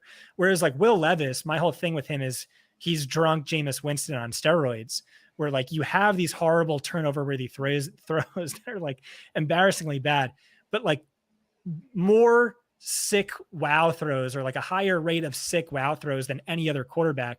And so who benefits from that? It's like a receiver like Ridley. So like every single week he's going to be in play due to that. I don't know that this is the week or the matchup. So like, I didn't write him up, but he's one of those guys that's just like forever. I could see it happening. And then the other, I went too long-winded there. Sorry about that. And then George Pickens. Here's my take on this. It's the same exact thing. It's if under Arthur Smith, Marcus Mariota and Desmond Ridder could be on combined 6 winning Millie Maker lineups, it has to happen for Justin Fields, right? At some point. And then George Pickens, like you all saw my tweet that went mega viral on George Pickens, the new ass god, despite back-to-back brutal shadow matchups. And if you like factored in all the plays negated due to penalty, he's actually averaging like 28 fantasy points per game. The problem is this matchup might be even worse. He's very scheme sensitive, really struggles against too high. It's a too high heavy matchup. Chargers cornerback's really good. They also grind the pace of play down, massively run heavy, which is exactly what the Steelers do. Blah, blah, blah, blah. Just basically Fields plus Pickens. Like Pickens is going to have an 188-2 game very, very soon. I don't think it's this week. But those guys are just like forever in play as like YOLO DraftKings stack for sure. Okay, I screwed that up, but yeah, Pickens. I feel like the routes are a little bit low so far this year. Yeah, 41 routes. I tried separating a separation score earlier and did like 50 minimum, and then he was below that threshold. So I was like, where is George Pickens in this? But yeah, definitely looking good from several metrics. We didn't talk about Justin Fields. Would you have interest in? I feel like if I'm playing George Pickens, I would be inclined to play Justin Fields also, because it feels like if George Pickens is going off, probably Justin Fields also doing really well, as because he adds the rushing yards. Basically every game has a floor of like 5 fantasy points on the ground. Then you throw in, if George Pickens is doing well, that's some fantasy points through the air. Would you just have Justin Fields in just about every George Pickens lineup? Yeah, again, my takeaway was basically like it's going to happen at some point. Yeah. I just think this is like the worst, and like you're not going to be able to predict it. Much like with Arthur Smith's and blowing up in years past, I never predicted it right. But yeah, this is a 35-point over under, far and away like the lowest of the slate. I think this is like the most World War II run heavy offense versus the most World War II era running heavy. Like they're going to combine for like 12 plays in this game. It's going to be so gross. So I'm off of it, but it could happen. WAG sent us a super chat as well. So super chat's rolling on. This has not historically been a thing we get a lot of. We're opening the floodgates here. It says thoughts on Stefon Diggs with Vikings getting pressure on the quarterback. Diggs' ADOT is very low. Revenge game for Stefon Diggs coming back to Minnesota. And at 1% ownership is where we have him, which that feels light. I'd be shocked if Stefon Diggs is quite that low, but probably not going to be too far off. How much interest do you have in at 6,600 Stefon Diggs? Yeah, you know what? That's actually a really good point, and that's something that I missed. Ryan did a good job of writing this article up. He's worried about the schematic matchup, and so the Vikings play too high at a top 6 rate both this year and last year. Dell, Nico, Diggs all see their targets per route run, yards per route run get nuked like really bad against too high coverage. We also know they're going to see a ton of pressure in this game. Brian Flores is a genius. And so Stefon Diggs, Tank Dell, Nico Collins all have extreme negative splits against pressure. But what Wags is saying here is like, yeah, but like this isn't Stefon Diggs in the Stefon Diggs role last year. So you can't really look at historical splits, and he's right. And so, yeah, I think that's a good point that not a lot of people are on. And so maybe he's like, he can be a PPR scam like Flowers, like Godwin. The only thing I'll say is we haven't really seen that. He has that low ADOT, but 2 of those targets came inside the 10-yard line, and he is running some intermediate and deep routes, just not getting targeted on those.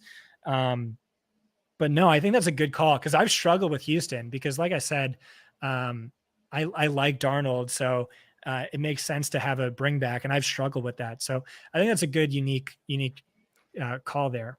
Yeah, coming in at very low ownership, so should be unique there. Also, I said on this show week 1, my Houston sources told me he thinks Diggs leads the team in receptions this year. That was weeks ago, but still.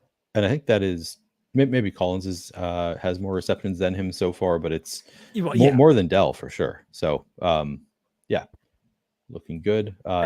Dell is still in play though. He's too cheap. Like he's 5,200. I actually really like Dell this week. Yeah. I'm definitely in on a 5,200 Dell this week. But the schematic matchup might go to Diggs. So it's interesting. Yeah. Any other wide receivers you want to talk about? We'll talk about the Detroit guys when we get to tight end. Elijah Moore is 3,600. Seems pretty involved. Getting some ownership there. How is that? How is that? Listen, I'm the Elijah Moore guy. Let me tell you, do not play Elijah Moore. He is. This is another Wan'Dale Robinson. What are we doing, folks?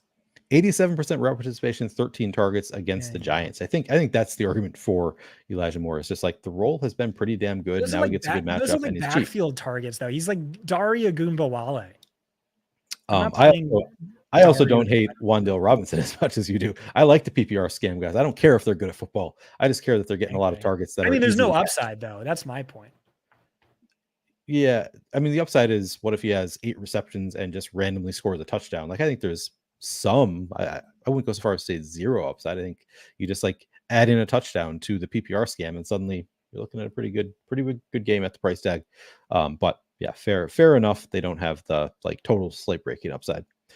Any other wide receivers to talk about, or should we move on to tight end? I think we're good. Nico Collins also in play just because, dude, he's so freaking good. He looks like Julio Jones 2.0, which should be illegal to say. Plenty of other guys. Check the article. You'll see their names, but if there's more. Tight ends. Brock Bowers has that elite matchup with Carolina. We already talked about that. I'm sort of into playing some Gardner Minshew.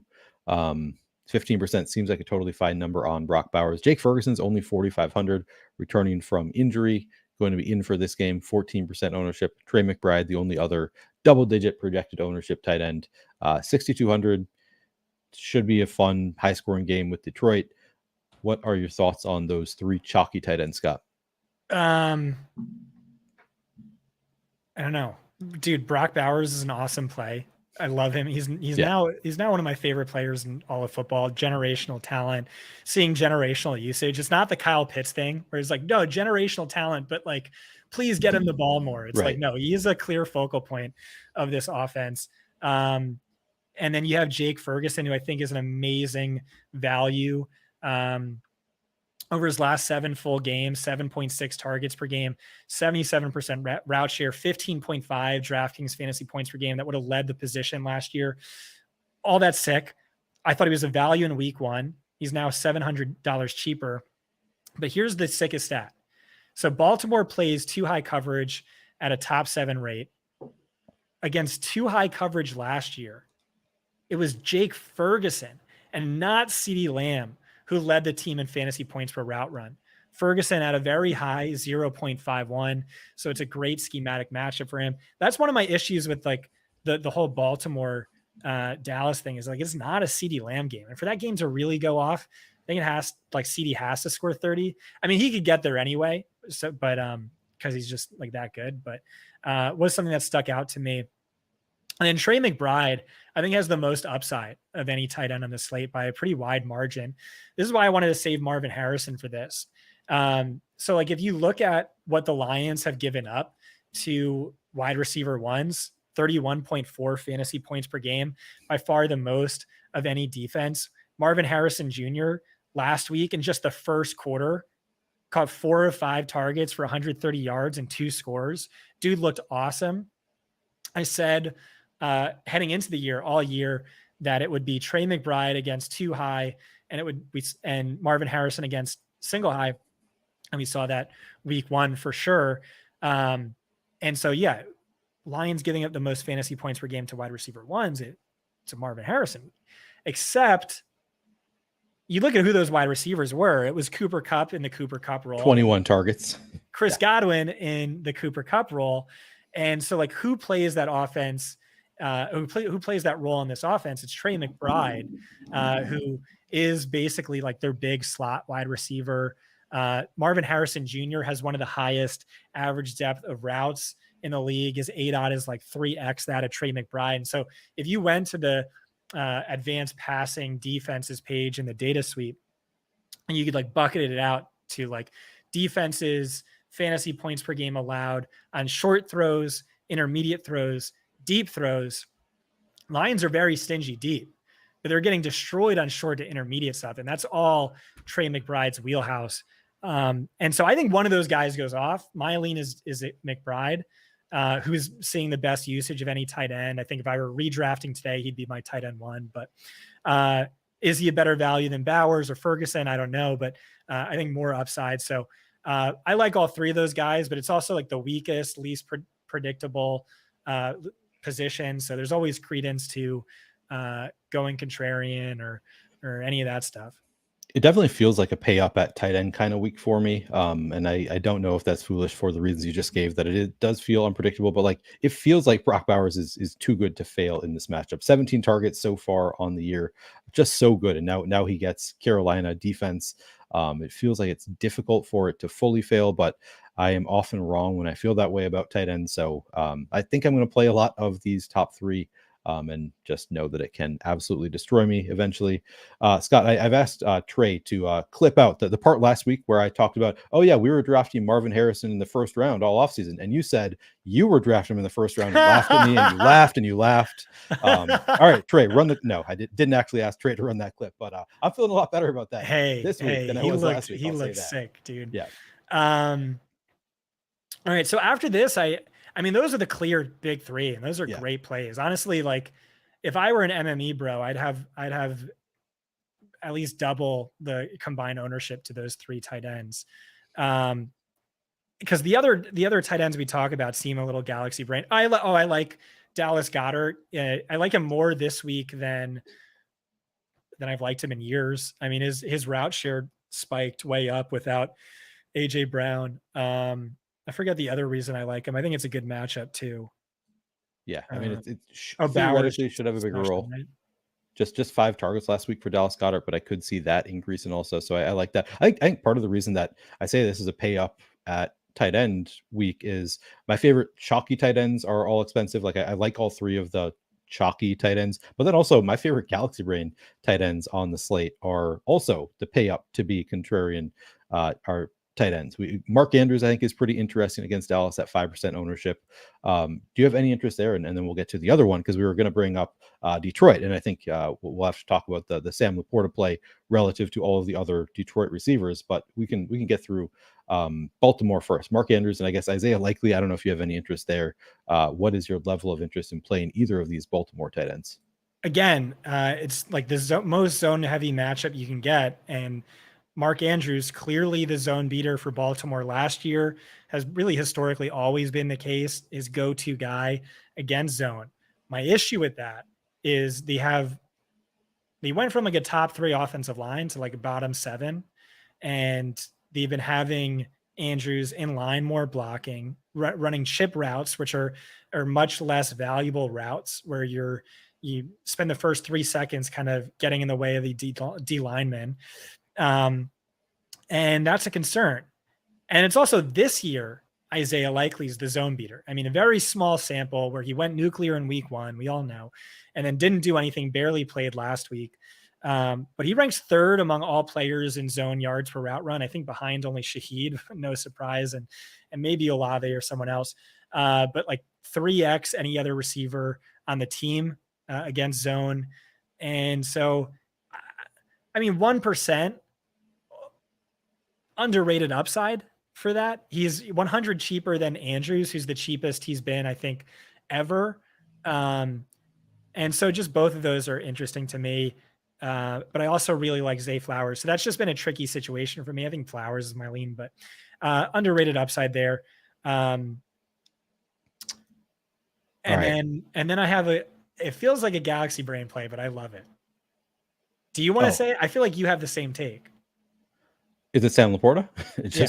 Why not? I mean, he's got what 7 targets on the year. He had one of the best rookie tight end seasons of all time last year. He's been sort of secondary in this offense with the rise of Jameson Williams. Sam Laporta not as big of a focal point, but he's 6,000. I mean, the price, I guess, is not really the reason to play him. The matchup with Arizona feels like one of the best potential matchups for Sam Laporta. Detroit should be. What makes me say that Arizona is one of the best? The game environment. I think it's going to be one of the highest scoring games on the slate. Also, they're just, I think I'm expecting them to be one of the worst defenses in the league. I have not looked at the tight end versus defense, but just in general, I think it's going to be one of the worst defenses in the NFL. So I think with Detroit being able to do whatever they want, I think against a bad defense, maybe get the ball to the guy who maybe is starting to feel, like he's doesn't want to feel secondary. Maybe they want to get their other star player involved who they have not gotten involved at all yet. That's one of those like narrative things that obviously I have no idea if they care about that at all. But I think regardless, I think just we haven't seen yet Sam Laporta coming in at very low ownership in a great matchup, just regardless of any narrative. Just like I think that he's going too low owned for a guy who is one of the best young tight ends in the league in a great matchup. Yeah, so the targets have really come down. First read target share really come down. And Dan Campbell told us that was going to happen. He said that this offseason is he expected Sam Laporta to get fewer targets this year, and that's what we've seen. So not all that's surprising. It's a guy I don't have any exposure to in redraft. There's nothing about the matchup to me that stands out relative to the wide receivers. Yeah. It's a great game environment, obviously. So someone's going to go off, right? But I like him the most of any receiver on the team because Ben Johnson literally told us it's going to be a Sam Laporta week. He said, hey, listen, that's just how it is in this offense. Week 1 was a Jameson week. Week 2 is a Amon-Ra week. This is Sam Laporta's week. Maybe he meant that literally. Maybe I'm reading too much into it. But a lot of people in the fantasy streets saw that. What they didn't catch was Dan Campbell said the exact same thing. He said, well, Sam Laporta missed the last 3 weeks of practice. So we didn't really put in an install for him the first 2 games because we weren't really sure how up to speed he was going to get. So really it was Amon-Ra and Jameson as the focal point for those first 2 games. But this is the week for Sam Laporta. And so 2% owned, best game environment of the slate, tremendous upside at a relatively gross position. It feels like a galaxy brain play for me, but I still get pretty excited about it. I do too. And I mean, you can get excited about Galaxy Brain plays. Those are some of my favorite plays. The more Galaxy Brain, the better, in my opinion. So yeah, and he's going to get squeezed a little bit in terms of ownership. Trey McBride at 6,200, Brock Bowers at 5,400. Everybody wants to go to those guys. So I don't really think Sam Laporta's ownership is going to come in that much higher than it is projected because he's being squeezed at both ends. Other players just like in the same price range, people love the matchup. They love those plays so much better. And to me, Sam Laporta, I think, has just the same kind of just slate breaking upside as those guys. So we are on the same page there with Sam Laporta as a Galaxy Brain play. By the way, if there's one honest coach in football, it has to be Dan Campbell. Yeah, Dan Campbell. Yeah. I had not even heard the coach speak. Yeah, that's definitely promising there as well. But we did skip over the Detroit wide receivers because we want to talk about it here. Did you have any other notes on those, or was it just like I don't like them as much because I like Sam Laporta so much? It's just tricky. I would lean Jameson just because, you know, Amon-Ra's priced like typical Amon-Ra, but Jameson isn't really priced like post breakout Jameson. I don't know. It's tricky. I think my lean would be Laporta. Would you do any Goff like double stacks though? No, I wrote him up and then I deleted it. It could happen. I mean, the highest implied point total of the slate, no one wants to play him, right? So yeah, stack supporting cast. It's going to happen, even though it's a road game. It's going to happen at some point soon. Any other tight ends you want to talk about?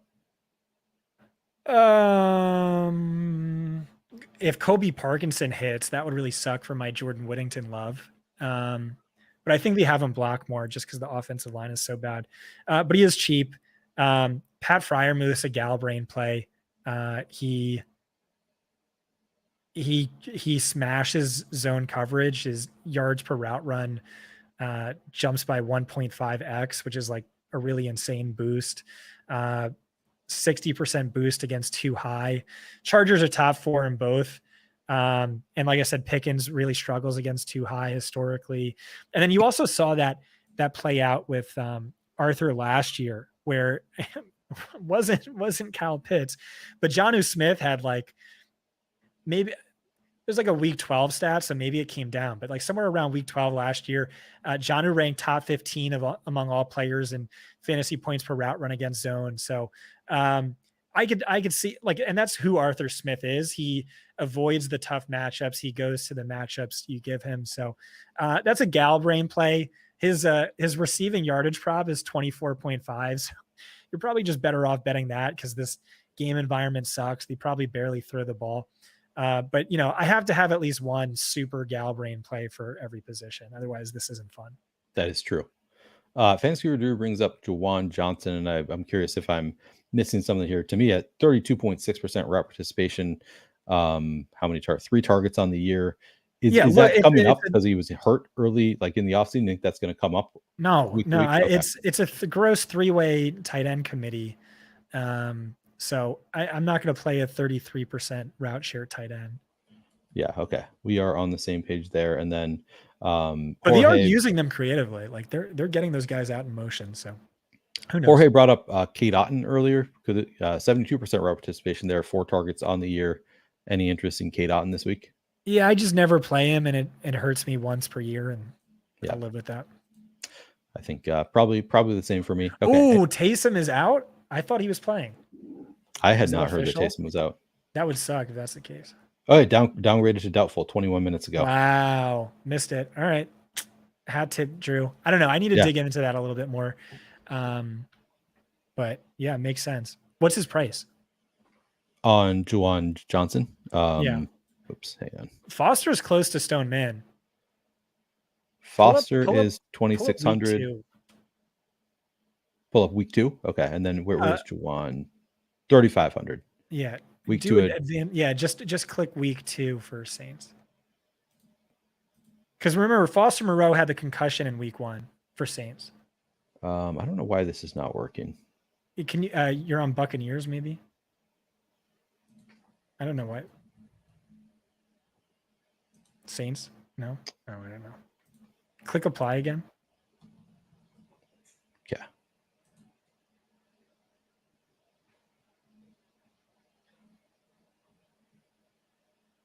Oh, you know what? It's not There we working for me either. We Well, it just worked when I redid it though. Oh, okay. Nice. I think. Yeah. Here's Saints in week 2. Saturdays are big developer day. Yeah. Why did he run 3 routes? Jawan So Johnson. yeah, why would it be Jennings Johnson over Moreau? Moreau 2600. Yeah, that is a good question. Also, so maybe it's a Foster Moreau week. We've already seen him have the one blow up week. Let's see first half, just because. Just because I want to know the answer to this. Can you split it by half? I've always just done it by quarter. Is there a different way to do it by half? I just do it in the filters. I click quarter 1, quarter 2. But yeah, our developers are working on the data suite right now. So if it's a little glitchy, that's why. Okay. Yeah. All right. All right. We'll figure this out later. Yeah. All right. So maybe suddenly we get Juwan Johnson or Foster Moreau as sort of interesting. K. Dotton, probably not a huge priority. What about Eric Saubert? Just as a George Kittle out, he's 2,500 and 4,000 on FanDuel, so just min priced. And San Francisco again facing the Rams, so best possible matchup. Do you have any interest in Eric Saubert? Not really. I think now without Taysom, I might rather play Moreau. I think he had like 2 end zone targets in week 1 before the concussion. But yeah, historically, it's who was the tight end? Ross Dwelly. Kittle missed a bunch of time, and Dwelly was always at like a 35% snap share, but 20% ownership. I don't know. I can dig into that a little bit more, but he wasn't really high on my rate. He could score a touchdown, I guess. Yeah. MKE asks, I think this is a question people might have. Do you think Jacob Cowing gets any run this week with Debo and Kittle and McCaffrey all out? Could Jacob Cowing come in, get a little bit of run on the Niners? He could. I don't think he's a better play than Jennings, and I'm not all that excited to play him. Okay. All right. Any other tight ends, or you want to make some lineups? Did you want to look at defenses again this week? It's super important. I don't have any unique thoughts, but yeah, let's take a look. All right. Damn, the Bucks at 25%. I guess that's just the Bo Nix effect. 25% ownership going to the Bucks, 13% to the Titans. We're all assuming Jordan Love is out again. Those are the chalk. Everywhere else you go is pretty low owned. Do you have any favorites to call out? I mean, Titans and Green Bay defense both make sense. Bears defense is really solid. Vikings defense is is super. Oh, Rams defense, bro. I know it's like the worst. They're the worst defense in football right now, but they're also mega cheap and massive leverage. And like I said, Purdy's without his superstars. And like, what are you hearing on streams everywhere else? It's like, Ayuk's going to go nuclear. Jordan Mason's going to go nuclear. But what are you going to hear if Purdy really struggles and has a multiple turnover game, which he's done multiple times without Debo, but never with Debo? What are you going to hear? It's like, oh, I knew it. He was a fraud. I don't think that's the case, but you lose 2 Hall of Famers, or at least one. You're in for a rough day, no matter who the opponent is. So, wait, you don't think 3 Hall of Famers with McCaffrey, Debo, and Kittle? Right. 3. My bad, dude. Yeah, at least 2 Hall of it. McCaffrey and Kittle for sure. First ballot on my ballot, and then Debo depending on health. Yeah, no, that's an interesting call. The Rams defense, never one that I'm super inclined to play, but yeah, they do kind of make sense from a galaxy braining with everybody playing the Niners as a leverage piece. I kind of like that call. It's at least interesting. I'm obviously not going to do a ton there. Does Taysom change your opinion on Kamara at all? I was thinking he was going to be fine, so I'm going to dig into that a little bit more. Like I said, part of what makes this offense so deadly, this is a big bummer for me, is just like the diversity of their personnel usage, and then how they're using motion with the tight ends. I mean, Taysom only has a 39% snap share this year, so it's not massive. But I don't know. It would have been better to see him in there. Let me throw out two more defenses that I have interest in. The Seahawks going up against Skylar Thompson. I know probably not going to be throwing as much, and you do want them to throw for some turnovers, but they might be forced to throw in the second half if the Seahawks get off to a big lead, at which point they'll be playing against Skylar Thompson. I think that's kind of interesting at 3,500. Oh, you know who we didn't talk about? Tyreek Hill at 2%. We didn't. I actually meant to bring him up. Yeah. Sort of interest. I didn't even write up Tyreek Hill this week, and then I felt like that might be really stupid because you look at different projections around the industry. There are some that have him projected really well still. And this is why our show works, Neil, is because we live in the sim opto era, right? And so like Tyreek, it should be like a law. Tyreek should never, ever be below 7% ownership ever at any point. And the dude has the most slate breaking upside, and he's done it before with Miami backups, or Kansas City backups.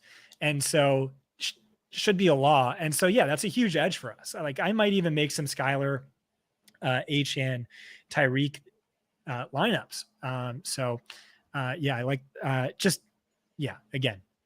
Man, it takes a couple hours for the Galaxy Brains to really get into full effect here. And now the Galaxy Brains are super going. We're going to some Skylar Thompson double stack with Tyreek Hill and Devon Achane. I don't hate it. I don't know that I'll play the Skylar Thompson part of it, but I think Tyreek Hill probably does make sense to, kind of mix him in there a little bit. Because I think you're right. Probably too low ownership. It's just one of those rare players where he's too good. Doesn't really entirely matter who the quarterback is. He can probably get it done regardless. They'll try to scheme ways to get him the ball. Mike McDaniel, of course, has historically been very good at scheming up his star players to get the ball. So, he's never had to deal with Skylar Thompson for extended periods. But yeah, I think that makes some sense. Actually, I think you're making a lot of sense with your Tyreek Hill call there. And then the other one, the Niners, kind of shocks me to see them coming in at 2% ownership, given how well the Cardinals defense did against this Rams offensive line. Kind of feels like the Niners should be expected to have 6 sacks and 2 takeaways. I don't know. How do you feel about the Niners' defensive play? Yeah, I think that's a really good call. Is Bosa hurt too? One of the Bosa brothers is hurt. All right, let me look.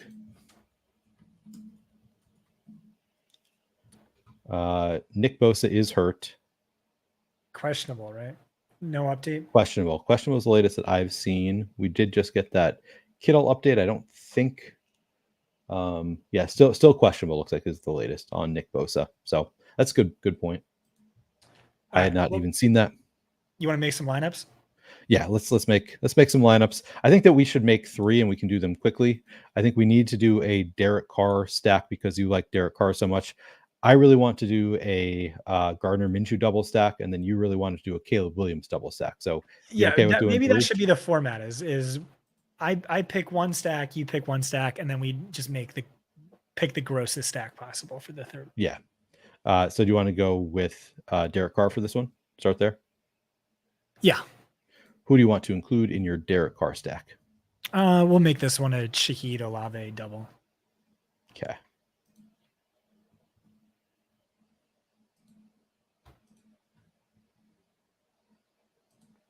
Do you want a bring back from the Eagles?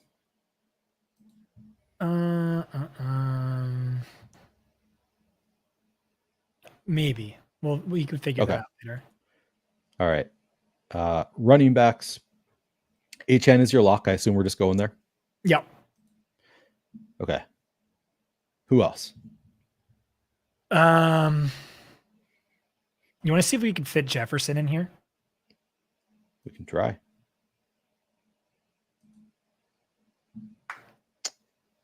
Okay.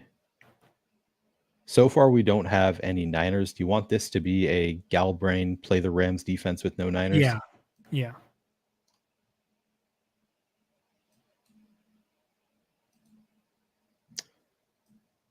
All right, now go ahead.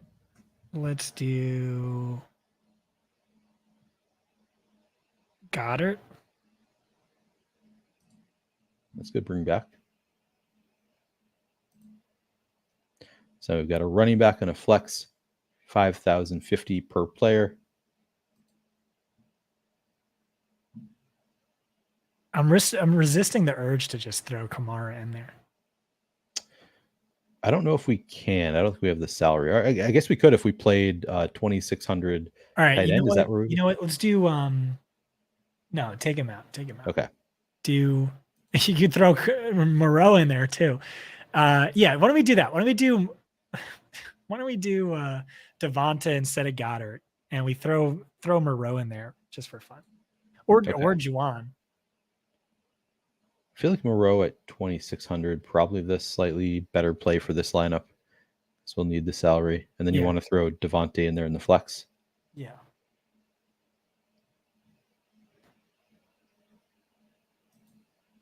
Then we have 5,200 left at running back. Chuba Hubbard. No, we get a bail. Yeah. All right, we'll go back to Goddard. And no Smith. Yeah. We'll do Whittington. That'll for sure work. Dallas Goddard.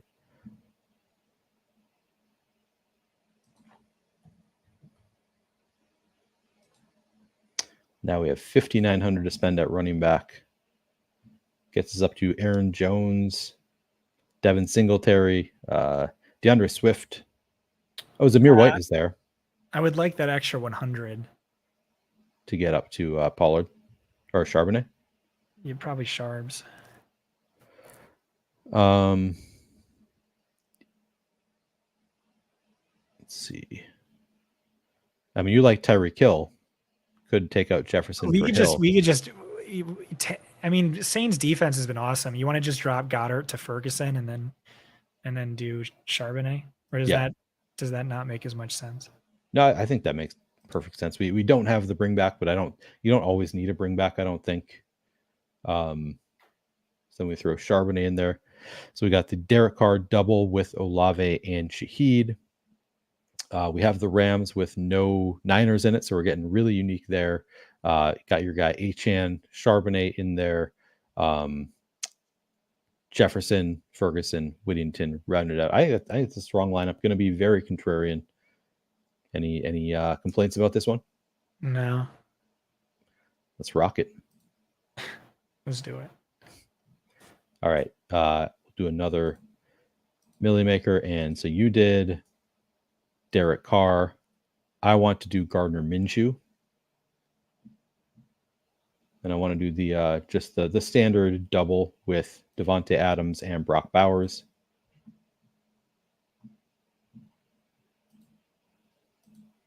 Still deciding if I want a bring back on this. Like I could do Deontay. I'm gonna force you.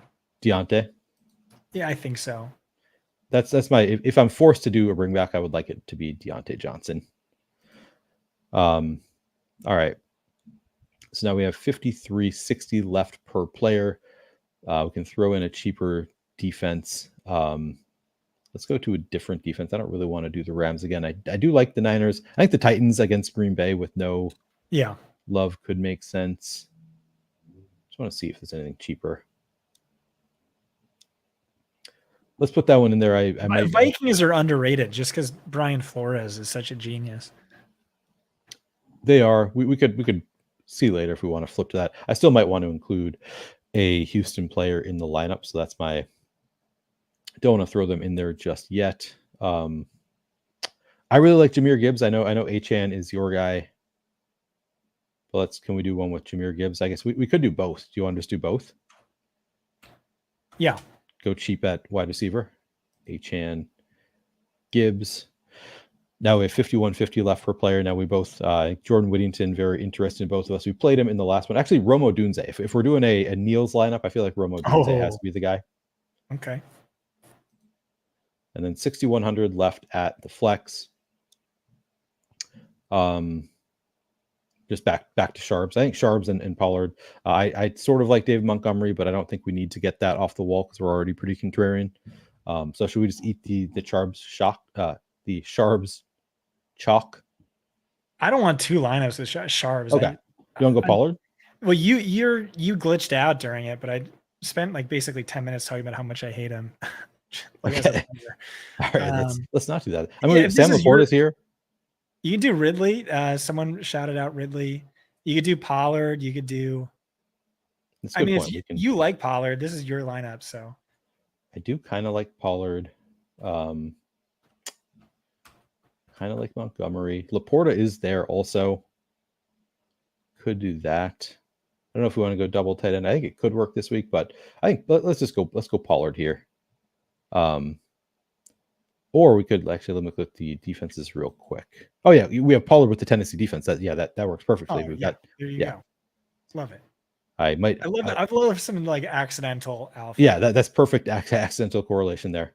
All right, beautiful. And then we'll go one more here. Did you want to do Caleb Williams or something else with our third stack? Let's do Darnold. Okay, happy to do Darnold. Darnold, Jefferson, Naylor. Yeah, love that. Someone pointed out this is your lineup, but no, we're not playing this guy. You're right. Yeah, Scott's always bullying me. If you guys watch any of our best ball streams together this summer, oh, I didn't realize my camera's off.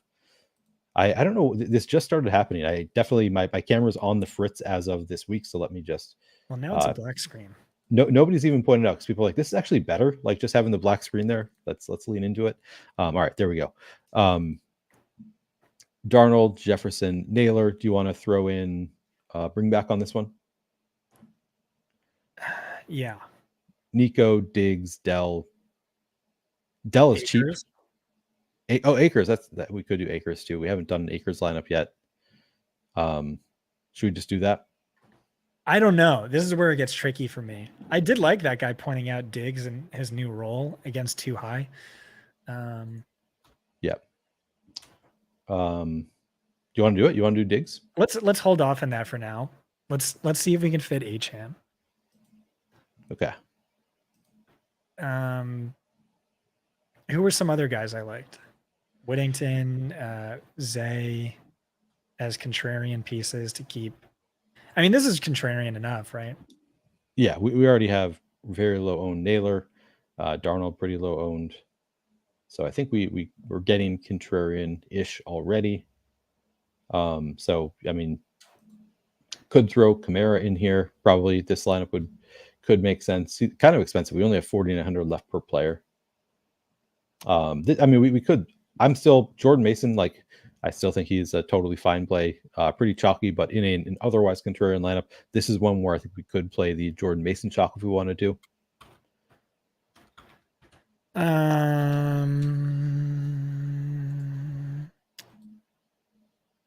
I don't know.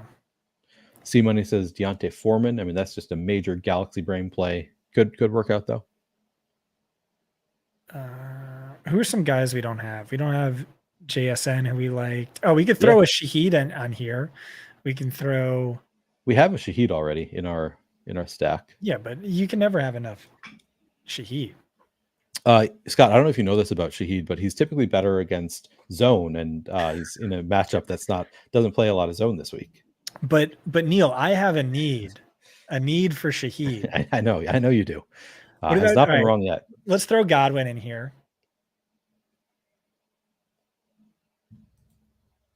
All right, 4,500 left. Throw Akers in here for now. Screw it. Yeah, I think we kind of need the salary. Needs to weigh 4,700. You just search the name. Scott, I know that, but sometimes I just know the price and I just like scrolling better. Okay. I don't like to use my left hand. I have to use my left hand if I want to type, All right. tight end. So we're at 44.33. Should we throw in a defense here to try and get a better idea of our actual pricing for tight end and flex? Yeah. Do you Bears actually make some sense too. Yeah. Pretty cheap. Play volume's kind of low. Let's just throw Rams in for now for Okay. just to figure it out. So now we're at 5,600. So we could throw Bowers in here if we wanted to. Yeah, Ferguson. Throw Bowers, see what that does, and then throw Ferguson if we don't like it. Yeah, so 5,600 left. DeAndre Swift. Zamir White is there. All right, throw in JSN. Yeah. What's Shaheed at? All right, this is fine. Do we want? Is there a better defense than the Rams at this price? We can go up. Someone's at my door. Hold on. Okay. I don't feel that strongly about any of these defenses. I guess we didn't play any Vegas in this one. Are the Panthers defense, are they playable maybe in this matchup? I'm kind of contemplating that one just because Vegas, as much as I like Minshew this week, also I think you can play defenses against Minshew. I think that is fine. But I don't know that I really want to be playing the Carolina defense. I still like my defenses to be, I think, decent, and I think Carolina is bad enough. So I'll get Scott's take there. Is the Carolina defense too bad to play even against Minshew? Wait, are you on mute? Maybe did you talk? Are you speaking? My bad. Yeah, I think they are too bad to play. Okay. Vikings are honestly interesting. Like that defense is sick. And yeah, but we're already playing Darnold double stack, and we have Akers. I know exactly. You can't do it. Arizona. Oh, you can't do it. All right. Why don't you? I mean, we could still just do Rams. We don't have any Niners in this lineup, so it is the same. Like, they are still great leverage on all the Niners lineups. Well, why don't we just test out a Ferguson instead of Bowers? Yeah. And then see what we can do, and then Rams. Rams defense. Yeah, and then just see what we can upgrade JSN. If not, we'll just go back. Derrick Henry. Neighbors is there. Keep going down. Olave. Mason. All right, would you do me a favor? Click on Shaheed. Just click on Shaheed. I'm gonna need for Shaheed. All right, 5,300. So now we have 1,200 left over. And so, can we get to McBride? No. Or Laporta? We get back up to Bowers. And then we have the same problem with the defense. Now we have 20. I think we were at 2,500 before, so 2,600 gets us to the Bears. All right, whatever you want to do. Whatever you want to do, Neil. Let's go Bears. Let's go Bears. Thank you for my anti-bullying campaign worked. Scott is allowing me to just make decisions here. I think this looks pretty good. Okay. You okay with this lineup? Yeah, you didn't like the other version with JSN more? It's fine. I'd be fine with that too. All right. Do you prefer that one? No, they're both good. Okay, I don't remember what it was, so it would take us some. I don't get how single guys who only play one lineup do it, because those two lineups looked equally good to me. Yeah. Love this Trey comment. Scott on mute cashes in the 11th hour. I know. Yeah, exactly right. It was always going to cash every single show. Every single cash time. At some point. I'm glad that we got to it on this show. Scott, we made it through. We made 2 hours and 8 minutes. So we early on, I thought we are on pace to really set a record for us in terms of keeping the show short. And then it's impossible for us. So we got a little bit over. We'll probably go back to cutting out defenses. Yeah, that would check save fantasy points projections for that. They do a better job than I will. And we do talk about them a little bit when we're deciding on defenses, also making lineups. Right. So we could probably cut it out. All right. Well, this has been fun. This has been episode 3. Scott, tell me, what else do you have coming up the rest of the weekend? Where can people find your stuff? Fantasypoints.com, on Twitter at Scott Barrett DFB. Got my Sunday morning show with Johnny. And yeah. What about you? And that's behind the paywall, right? The show with Johnny. So you need to sign up for, and of course you can use promo code OTB25 for 25% off any package. You can also find my showdown breakdown for Sunday Night Football tomorrow on fantasy points behind the paywall. So I have that coming up tomorrow. I'll of course be on my own channel doing a breakdown of that slate tomorrow night. The other thing that I have not, we'll talk about this behind the scenes, but we have 2 Monday Night Football games. So I don't know how that's going to change the content that I'm doing. I usually do Monday Night Football showdown breakdown, but now we have 2 games. That's going to be the bigger slate. So we'll talk about that, but I'll be doing something, I think, for fantasy points on Monday there as well. And I'll be doing that on my channel, also breaking it down. So that is where you'll find me. All right, that will do it. Thank you all for hanging out with us. Thanks for the GOAT, Scott Barrett, hanging out with me for 2 hours once again on a Saturday afternoon. Outside the Box, week 3 in the books. Thanks, guys, and we'll catch you later. What? Why are you shaking your head? You're welcome.